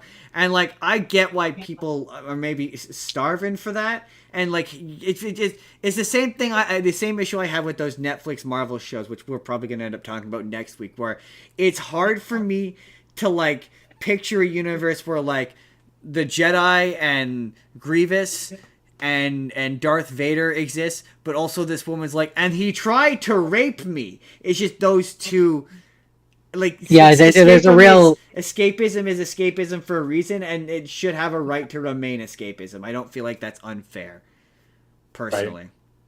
Yeah, like I think my issue with like Andor and stuff like that is, and I don't know how to work. There are places where that can be a thing, like shows like, not necessarily literally the Orville, but like shows like the Orville, which are also science fiction, but they tackle deeper things, more serious things. In some cases, like or a show like that, like Yeah. You can have another thing. You don't have to mix your peanut butter with your chocolate. Like in some cases, you can just enjoy your chocolate separately and your peanut butter separately. I don't need that to kind of that. I think that's how I would put it. Yeah. So neither of you guys, I didn't manage to convince you to watch Andor. Hey, just watch like the episode 10 on YouTube in clips. Go look up Andy Serkis Andor, because I know he is truly like phenomenal on that show. Just like, I think he may have either won or got nominated for an Emmy for it. Like it's honestly some of the yeah. It's why my final opinion on it is just mixed. I was mixed on it. That's why it's hard. It's hard for me to recommend, because I'm like, I get why people like this, but also I also get why people don't like this. I saw someone say it's a Star Wars thing that's a shame to be Star Wars, which is a problem. Anyway. Yeah, again, to me that means it's a bad show. But hey, that's just my opinion. See, when this eventually becomes a YouTube video, you guys are gonna get yelled at in the comments, and I'm gonna be the one who doesn't get yelled at the comments for once. No. Let's be fair. No. I'll be the one who gets yelled at because I was the one who was most vocal against it. Because the title's going to be like, Andor is a bad Star Wars show, and every single person... We're going to play a game of how many people actually watch the video. Those are always my favorite. I thought for sure Animal Farm communism bad was gonna get some people. Anyway, Communism bad. communism bad. That's the point of that book. That's it. That's Star Wars. Thanks, Jake, for hanging out and talking about Star Wars. Oh, thanks for having me. On May the 4th. Yeah, we're gonna do Star Trek again eventually. Jake has to. I was just gonna say my advice to everyone: just watch Star Trek. Just watch Star Trek instead. They're not trying to make rude Star Trek. I mean, Quentin Tarantino wanted to, but they wouldn't let him. They wouldn't let Quentin Tarantino make rude Star Trek. Anyway, next week for me and Jordan, we're gonna go watch. Are you gonna watch the Thunderbolts, Jake? Probably not for the same reason. Because I'm MCU'd out just after. I'm trying to think of the last one. I think after, so especially because of Black Widow. Nah. Interesting. Cause I got the vibe that maybe you guys were thinking about it, but to be fair, I hear it's good. I've avoided as much of it as I can. I've heard Thunderbolts is really good. I heard it was dumb as shit. Yeah, it depends on who you talk to. So I've heard some people say it's quite good. So the guy who plays Red Guardian looks like he's having a lot of fun in that movie, and it makes me feel like it's fun. That's kind of my thing with Thunderbolts. Like David Harbour, I think his last name is. Yeah, he looks like there's a clip Justin showed me of him going to Disneyland and meeting Red Guardian in Disneyland, and like you can tell he's having like the time of his life playing this character. And sometimes I don't want to prejudge this movie because I know what you mean when you say Marvel burning out. I am like that to a degree, but sometimes an actor truly having a good time and a delight being a character will elevate the product. This is true. This is true. I mean, I feel largely the same way about that Superman movie that we're definitely going to watch. That one looks fun. But next week, me and Jordan, we're going to talk about Thunderbolts, and we're going to talk about Marvel stuff that isn't MCU and Marvel stuff we haven't seen, which is going to devolve to television, I think. I might watch some Agatha all along. I think I might watch that David Hasselhoff Nick Fury movie. I'm thinking about it. I think I'm gonna have to. I'm gonna have to try and rewatch Netflix Daredevil. Yeah, I was thinking about something around that. But yeah, we're gonna talk about some Marvel next week because we've managed to not do a Marvel episode as well. That's that. Jake, tell the people where you want to be found. YouTube. You can always find me on YouTube. YouTube is my primary. Is that bread and butter? Gotta loving that bread and butter. Jordan, where are you? I do Minecraft Mondays on Twitch, SethGore187. I also spend my weekends talking with you. I am here on weekends. I also am on TikTok. I do the TikTok. We have a TikTok, Spur of the Moment P. You can email the show. It's justinsbusiness@gmail.com. Patreon. We have a Patreon. You can go to Discord. Tuesday to Wednesday, Average Intelligence Podcast. If you want to hear us talk about Canadian politics, that's gonna be fun. I think I don't know what I'm missing. I don't know. I think that's it. I think Patreon, Discord. You did. Next show's Marvel. TikTok. Next show's Marvel. We did Jake and Sabers. You can use our link to go and buy one of these cool things, which I've shown off multiple times. That's it. I think that's it.